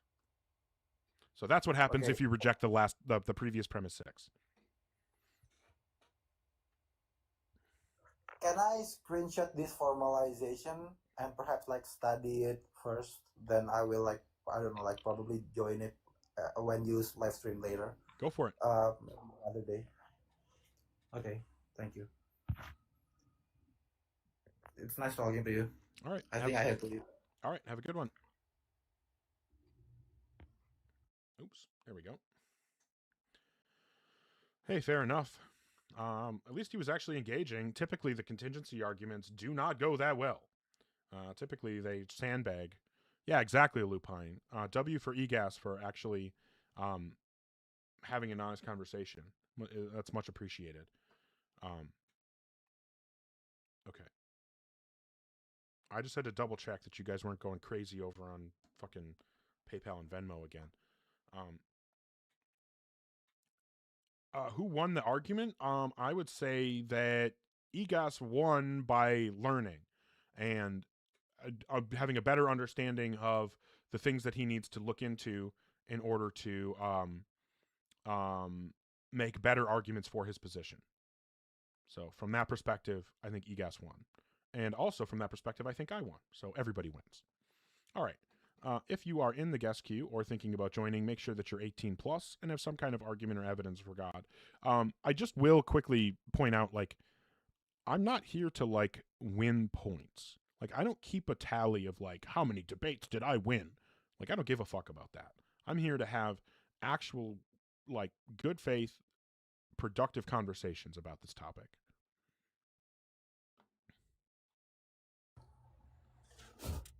Hi, Bo. How old are you? I'm 18. And what God do you believe in? I believe in Yahweh. Is it the Christian God, the Jewish God? Sorry, it's the Christian God, sorry. Cool. And what would you say is the best argument or evidence that would provide justification to believe in a God? In my mind, it would be morality. Okay. And how would morality give us reason to believe in God? First of all, I just want to say I'm sorry I spammed in chat earlier. I stopped after you said that, and I just apologize for that. Yeah, and then I brought you up as soon as you were the next in line. I didn't even skip you once. I appreciate that, man. Thank you. So just in my mind, when I think about morality and how it proves God to me, or it's one of the many elements. Obviously, it doesn't prove the Christian God, right? It just proves a creator. Can we agree on that? Well, I don't understand how. I'm asking for the inference that would get us from morality to any God. Okay, I just wanted to say that through this argument, I'm not attempting to prove a Christian God. I'm just attempting to prove a creator. Okay. That's fair. Yeah, you would want to take it in stages, right? You would want to get to a God and then get to the Christian God from there. Through some. Then it's kind of which one out of the thousands, you know? Yeah, that's fair. Yeah. So when I think of morality being a good argument for me, I mean, obviously you have creation, all that, but when I think of morality in my head, there's something so special about human beings. And, you know, I don't think that we got here all by evolution, but not just that. Can we agree? I really think of objective morality, right? And so can we agree that it's wrong? So if I just go to your house right now. Like, well, I just want to know how we get from objective morality to God. Okay. So, well, in my mind, if objective morality is true, then it just kind of finds it hard for me to believe, because then nobody can agree with it because it's an objective thing. It's not subjective. So can I just, I think what you're doing is giving the pretty, like, I don't mean to say this in an insulting way, but like the generic, that sounds really bad, but you're giving like kind of the normal argument from morality, which typically, let it update here. Okay. If objective moral facts exist, then God exists. Objective moral facts exist, therefore God exists. It sounds like this is the argument that you're giving. Am I correct, or am I misunderstanding? I think it's correct to a degree. I'm not saying that it means absolutely that God exists, but I think the best way to explain the reason for objective morality instilled into humans is a creator. Okay, so then it sounds like what you're doing is you're giving this argument. There are objective moral facts. God provides the best explanation for the existence of objective moral facts. Therefore, God probably exists. Is that fair? I would say that's more of it, yes. Okay. So my problem here is that I don't think that any of these moral arguments work, because I think that they always they defeat themselves. Now, the reason that I say that is that this is a valid argument structure. So I have no problems with the structure of this argument. Okay. My issue is going to be with demonstrating that both premises are correct, and because that's the only way that the conclusion is going to follow. The issue, though, is that if I ask you to defend these premises, I think that you're going to end up having to ruin the argument for yourself.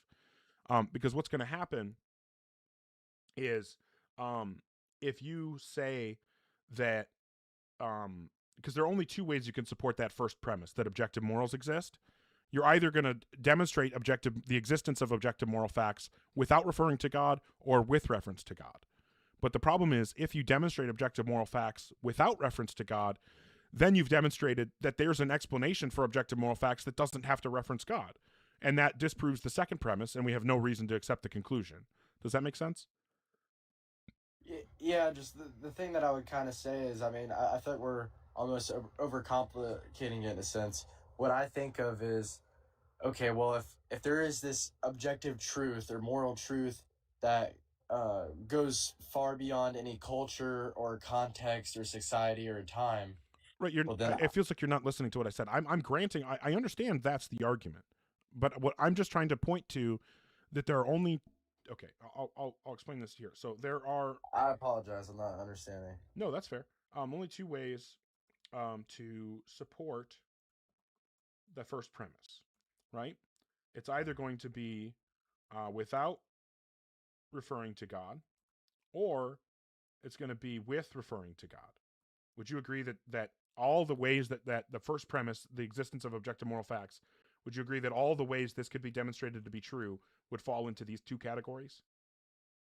I mean, yeah, that's every way to support it. Yeah, okay, for sure. And so then, if we said, well, what would happen if we demonstrated the existence of objective morals without referring to God? Well, this disproves the second premise by showing that we do have a non-God explanation for objective morals, right? I disagree. So if you can explain how moral facts exist without referring to God, that sounds like explaining moral facts without needing to refer to God, without needing God to exist. If you can here's the deal. So I mean, the entire premise of prove me wrong, God isn't real. I can't objectively tell you God is real. That has nothing to do with this. That's not. I'm not talking about that. I think it kind of does. No, though. it doesn't. It doesn't. Just respond to what I'm saying, please. I disagree with the premise. Okay, so what I'm trying to explain to you is that if I can demonstrate, if I can explain the existence of objective morals without referring to God, doesn't that sound like God is not needed to explain objective morals? Well, then, what would you say is the source of those morals? That's not the question. I'm just saying that here's how can I say this? Like, I'm saying that if God is the best explanation for objective for the existence of objective morals, then there is no complete explanation for the existence of objective morals that does not refer to God. And then if we said that you were explaining objective morals without referring to God, which is what we're talking about here, then the second premise would be there is a complete explanation for the existence of objective, I can't read my own writing, my own typing, that does not refer to God. And therefore, we would conclude God is not the best explanation for the existence of objective morals. So I'm just saying, if you agree that there is a complete explanation for the existence of objective morals that doesn't refer to God, then you've disproven this premise here that God provides the best explanation for the existence of objective morals. So, quick question. When you talk about explanation referring to God, what do you mean in regards to referring to God? Right. Like the example refers to his qualities or attributing him to some quality or characteristics? I'm sorry, what? I don't understand what you mean. Like the explanation refers to God. What do you mean refers to God? If God is like involved in the explanation, like presumably what you're saying here, God provides the best explanation for the existence of objective morals, is that if we were going to give a complete explanation for the existence of morals, God would have to be involved in that explanation because he's the best explanation. That just seems to straightforwardly be what that premise is saying. I disagree with the premise. With what premise? Well, I mean, why don't we just go with an explanation there, or an example, or an analogy of a moral truth, then, or a scenario, instead of going through all these linguistics of premises and. I'm saying that if I can explain the existence of objective morals, and I don't have to have God in that explanation, then it sounds like God is not necessary to explain objective morals.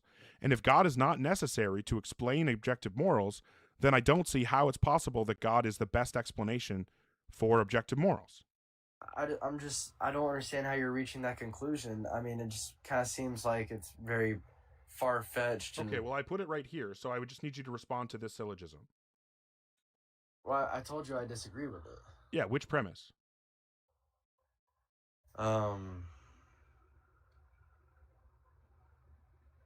The one that if the objective moral explanation doesn't refer to God, then that means God isn't needed for objective morals. So this first premise? Yes. Okay. Okay. So what you're trying to say is that God is the best explanation for the existence of objective morals, but you're saying that even though that's the case, it would be expected that we could give a full explanation for the existence of objective morals that wouldn't refer to God. Like we would still be able to explain them without referring to God fully, even though he's a better explanation than the full, complete explanation we've already given?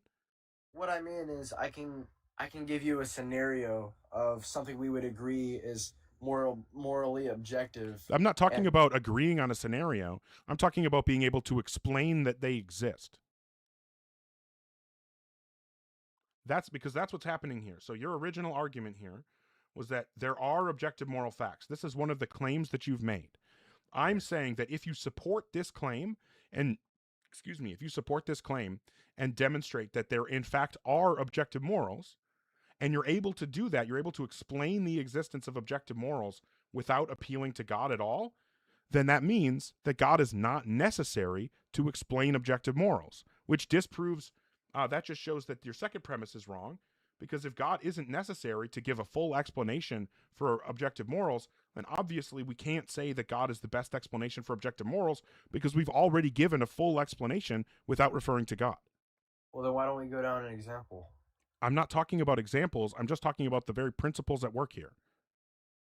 So I need you to respond to what I'm saying instead of trying to, run away to, analogies or examples. I'm not trying to run away, but I mean, if you're asking me to explain something and then we're just going to get lost in this talk about... I'm not asking you to explain things. I'm asking you to respond to the thing that I just said.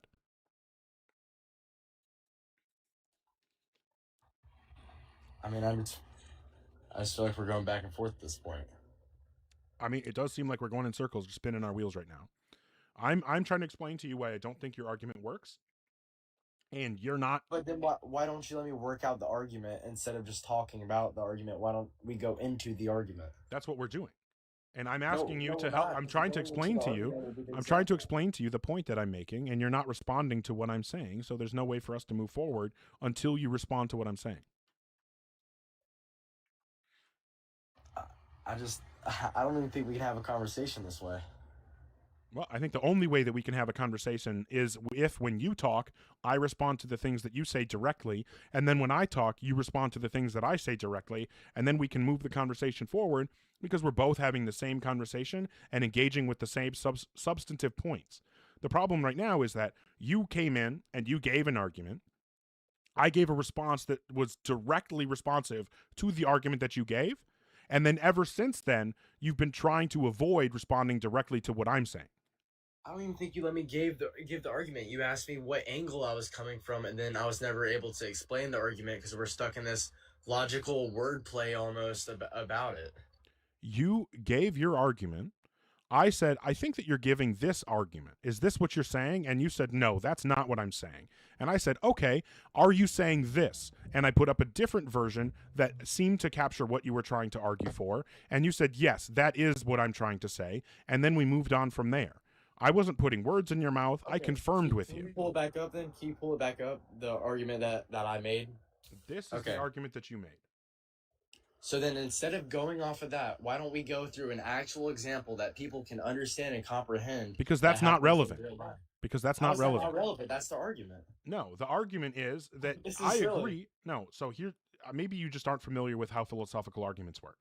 What's happening here is that I'm trying to evaluate whether or not I should accept this argument. And there are two things that I look for in a philosophical argument to determine whether or not I can accept it. The first thing that I looked for, okay, so I'll write this down. Two things to check for in a philosophical.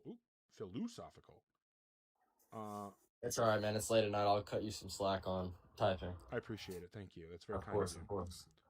You're a generous king. Thank you. Two things to check for in a philosophical argument before accepting it. Number one, valid structure. Right? So, are you familiar with logical validity? I would say so.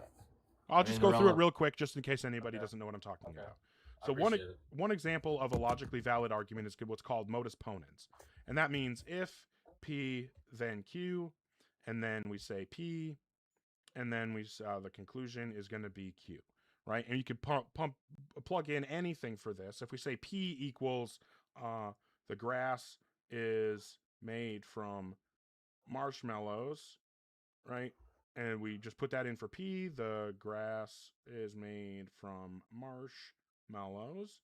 And then we could put anything into Q. The moon. Oh, I didn't need to capitalize that. The moon is made of cheese. And we find the other Q, and we plug in the moon is made of cheese. Now, obviously, neither of us believes, I don't think either of us believes that the grass is made from marshmallows or that the moon is made of cheese. However, this is an example of a structurally valid argument because we have the fact that the conclusion is necessarily true in any conditions where the premises are true. So that's what validity is checking for. If the premises are true, is it possible for the conclusion to be false? And in this type of argument, no. If the premises are true, necessarily the conclusion is going to be true. It's not possible for the conclusion to be false when the premises are true. I would agree. Based on the structure, I would agree. Right. So that's what validity is. Right. Okay. So that's the first thing that I think that we should be looking for when evaluating a philosophical argument before accepting it. And the second thing is what's called soundness. Now, that was the problem with the argument that I just had up there, is because it wasn't sound. The premises weren't actually true. And Some people disagree with you, probably. I heard a guy talking about the heliocentric theory, and I was like, oh, man. Well, yeah. I mean, you obviously aren't going to be able to convince everybody that true things are true, but that's what we're looking for. So, for example, here's an example of a sound argument. We're going to say all men are mortal, and then we're going to say Socrates is a man, and then we can conclude that Socrates is mortal. And now, not only is this valid in structure, because the conclusion does necessarily follow from the premises, it's also sound because we know that it's true that all men are mortal, and we know that it's true that Socrates is a man. And since we know that both of these things are true, and that this structure is valid, we know that we have to accept the conclusion, right? So this is what I'm looking for in an argument, is valid structure and soundness. Okay, so now if we go back to your argument has a valid structure, right? This argument is 100% guaranteed to be valid. I know with every confidence that this is a valid argument.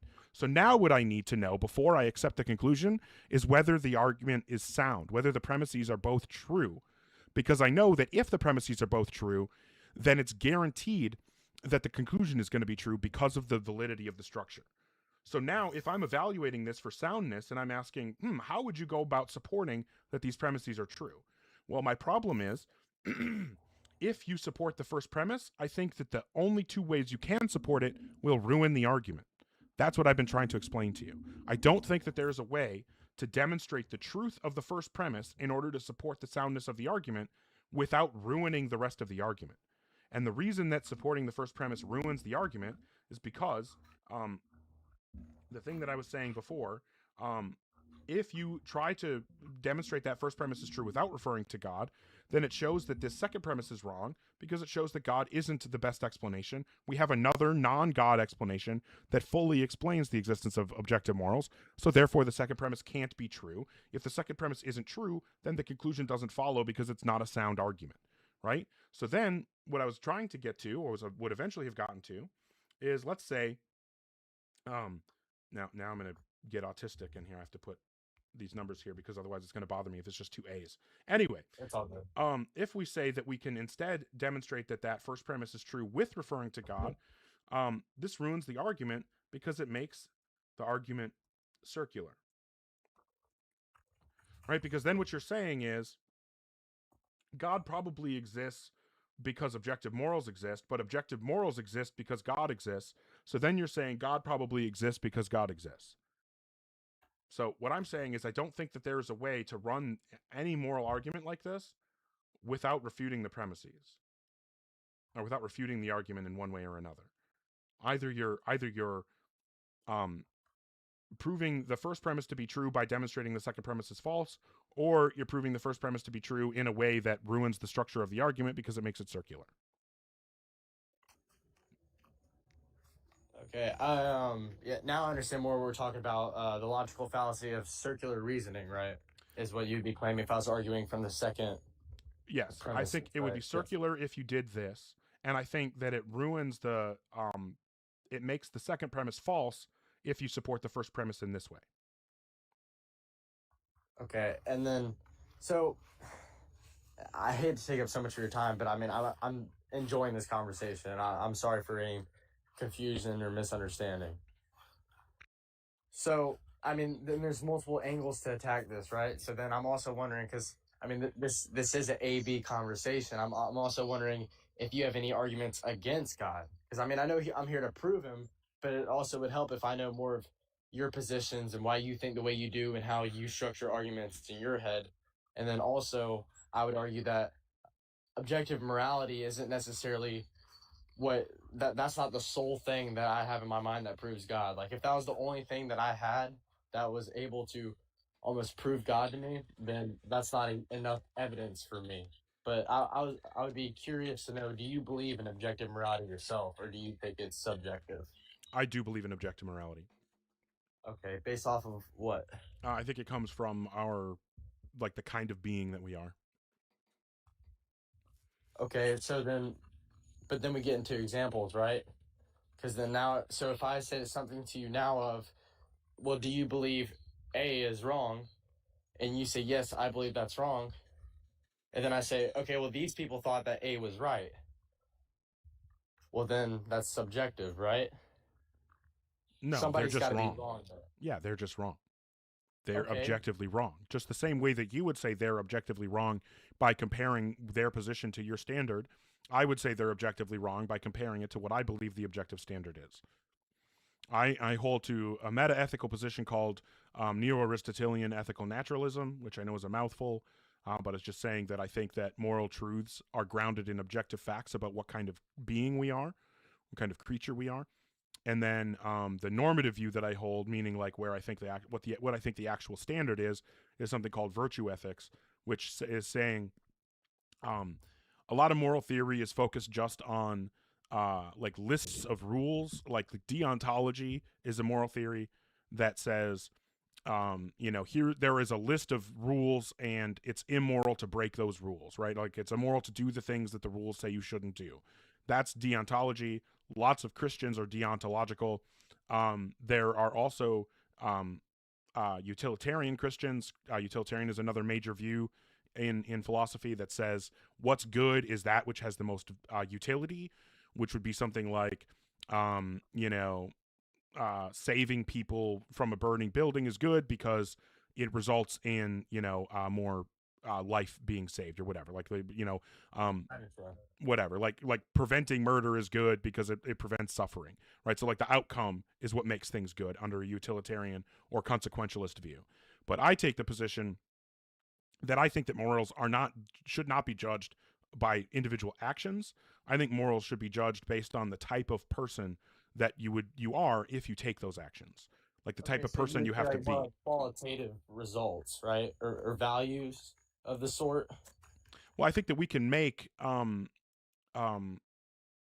like qualitative evaluations based Okay. on like I think we can make qualitative evaluations of creatures based on the type of creature they are. Like for example, if we were saying like what does it mean for a cactus to be a good cactus? Well, we would say that a good cactus is one that has strong roots that go deep enough into the ground to find the water that hides really low and underground in the deserts. We would say a good cactus has barbs on it that prevent predators from eating it. A good cactus is able to produce, or excuse me, to process the nutrients that it takes in from the ground and the water.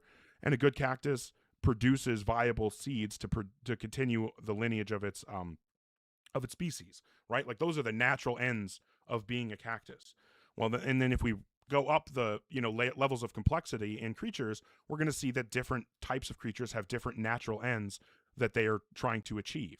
And if we get all the way up to humanity, my contention that I'm not saying I came up with this, I got it from a philosopher named Rosalind Hursthouse, but her position is that we can objectively evaluate whether humans are good humans, qua human being, meaning like as humans, like good at being what a human is, trying to be, like living the life that a human that is a characteristically good human life, are going to be people who who proceed or act in ways that bring about the natural human ends. And the natural human ends, Hursthouse says, are going to be individual survival. Like obviously all of us want to live until tomorrow. Individual enjoyment or freedom from pain, meaning that you want to be able to enjoy your life. Every person wants to have a life that they are happy with, and that they don't have constant chronic pain all the time. Continuance of the species, not that each person has to have children to continue the species, but that in general we're acting ways that promote the continuance of the species. And then finally, a good functioning social group, meaning like cooperative, healthy, functioning social group. Like those are the four natural ends of humanity according to the philosopher Rosalind Hursthouse. I agree with her. And then what we would say is, since those are the natural ends of humans, what are the ways that we should be acting in order to maximize the odds of bringing about those ends? Well, it turns out that being virtuous, upholding virtues like justice, charity, temperance, courage, honesty, these are the kinds of behaviors or the ways of characteristically behaving that maximize the odds of achieving those four natural ends of humanity. And so since I believe that those are the natural ends of humanity, and I believe that it's objectively true that being virtuous is what maximizes the odds of bringing about those ends, then I believe that we can objectively evaluate if a person is a good person by whether or not they adhere to the virtues. Got you. So just trying to make that claim just like a little bit more like concise into one sentence. I know it's very hard to, I don't want to say necessarily dumb that all down, but basically you can contribute a choice to being the better choice or a value to being the better value based off of whether it benefits an individual or more over kind of the society as a whole or the human race. Yeah, whether or not it's a rational way to try to achieve the natural ends of humanity. Okay. So then so we think about that, I would agree for the most part. And I agree that most moral truths, they contribute to the betterment of people or society, or they put people first or society first in that matter, right? I think a lot of different people have very, very different opinions on what the goals of morality are, right? Like, I mean, we were saying earlier, like, you can have a deontological view, kind of from Kant. He talks a lot about deontology, which is the idea that there's just like a list. And like Kant was so firm a deontologist that his position was lying is always wrong no matter what. Like he would say that if you were living in World War II Germany, hiding a Jewish family in your attic, and the Nazis came and knocked on the door, he would say that it would be immoral to lie to the Nazis and tell them you don't have a Jewish family hiding in your attic. Obviously, I think that's completely wrong. And I think that most current deontological more ethical theorists, like most deontologists today, would probably agree that that's a little extreme and they probably wouldn't go that far. But that's the kind of thing that can happen if you believe in deontology. Or, for example, you've heard of the trolley problem, right?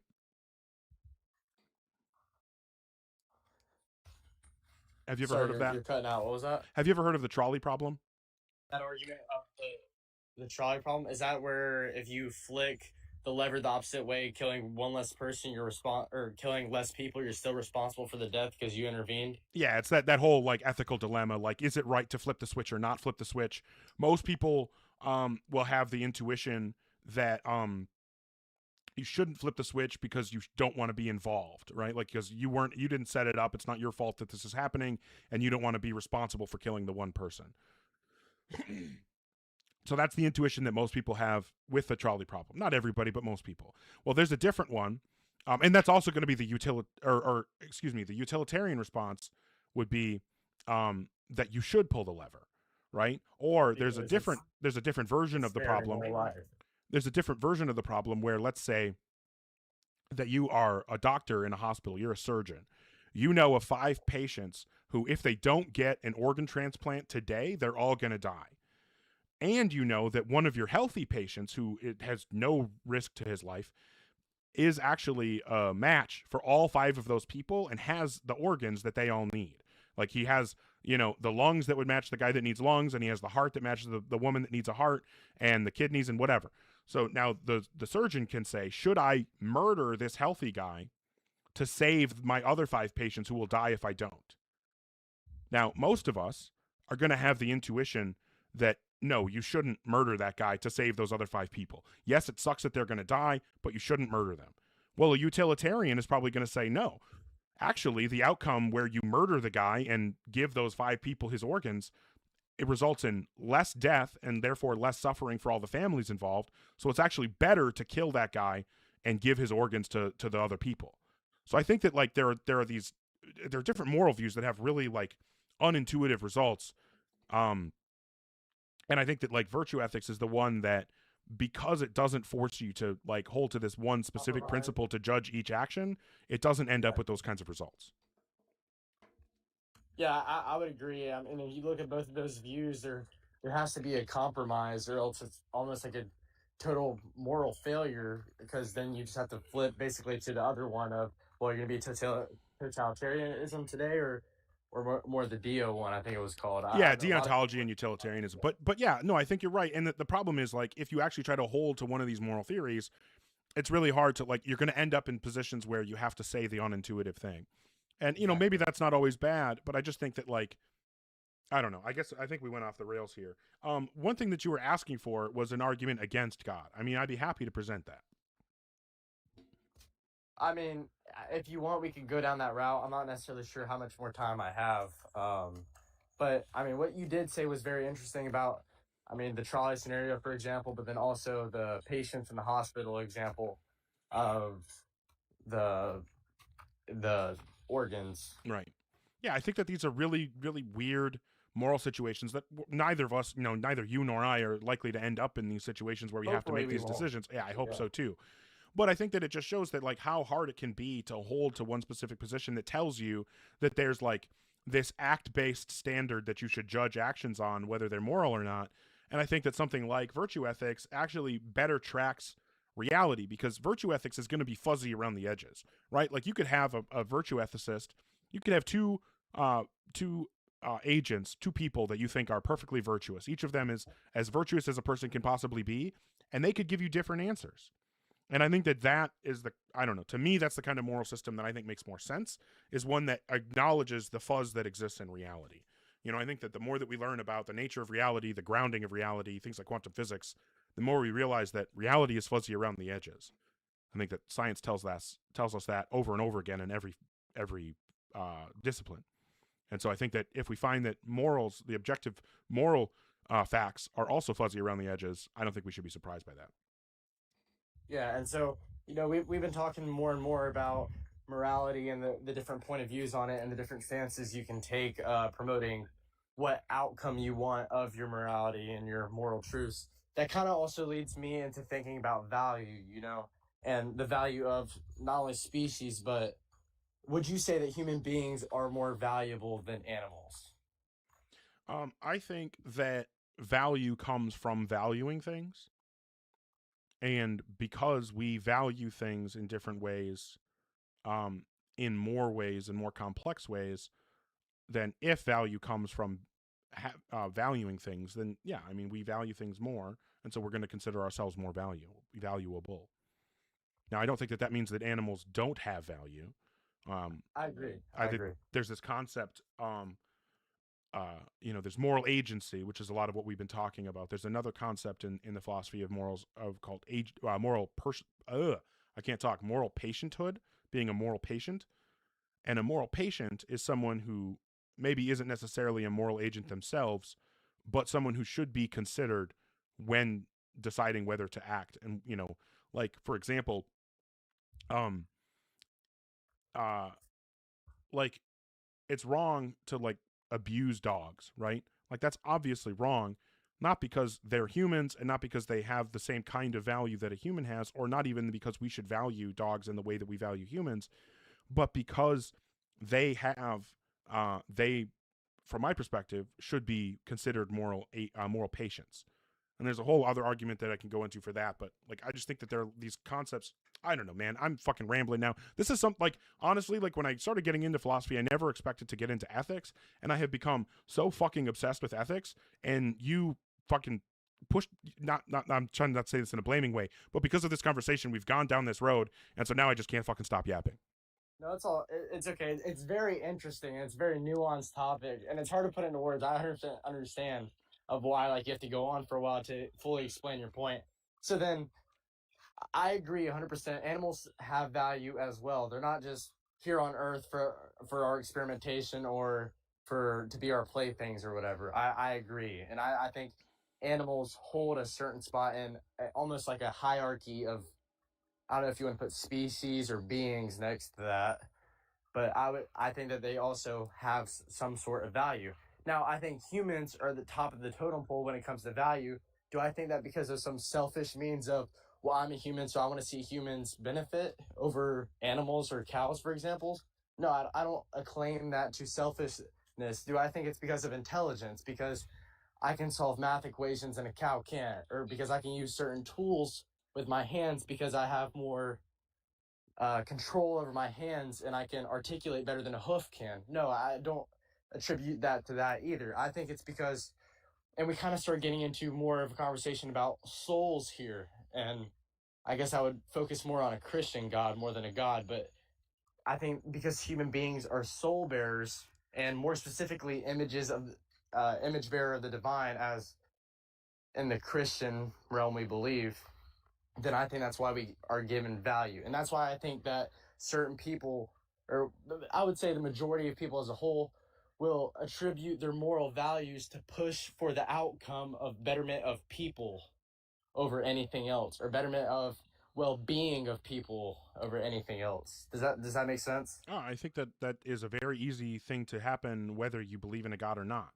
I think that I think it's a lot harder to actually live an ethical life than a lot of people realize. I think that most people think that being an ethical person is much simpler than it actually is. And that's one of the things that I think that's one of the things I think counts in virtue ethics' favor. It's because the virtue ethicist is going to tell you, no, being ethical is really fucking hard.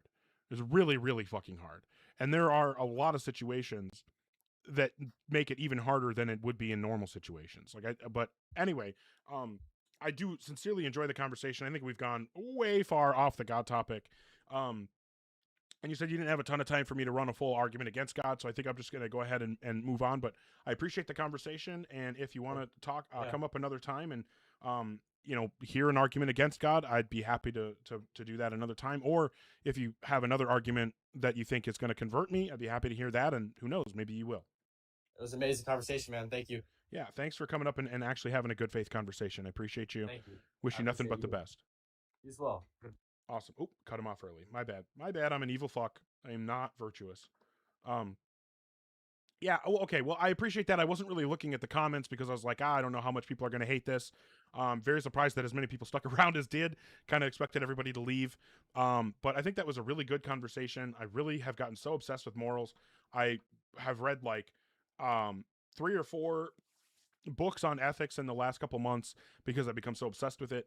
So like it was really nice for me to like get that all out and be able to explain this stuff. I've been thinking about this stuff a ton and I don't get to talk about it all that much. So anyway, what I am going to do is because we're after 9 p.m. and I got some stuff that I want to do tonight before I get to bed, I am going to call the stream. So I thank you so much, everybody, for the support. I need to call out really quickly Dabnice and Bamboo for the support. Thank you. Lem, Gingers, I don't know what this is. I'm sorry.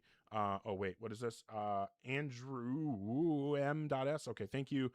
Liz Biz, awesome to see you. Thank you so much. Accidentally Atheist, Smell the Coffee, appreciate all the support. Jesse, Bear, Bradley N, Craig, Lupine, Joseph, thank you so much. Eddie, 3 Pips, appreciate you so much. You know I do. The Ginger Ninja, Bamboo, Lem, Dallas, thank you all so much, sincerely. Oh, Liz Biz again, love you. Thank you so much for the support. JJ, Error 404, you guys all fucking rule. Sincerely, I can't thank you enough. Again, thank you to the people earlier who are sending stuff on PayPal and Venmo. Sincerely appreciate it. And then the last couple things that I always say before I end the stream, remember, tomorrow is not guaranteed. So you don't know how many opportunities you have left to tell your family and friends how much they mean to you. So please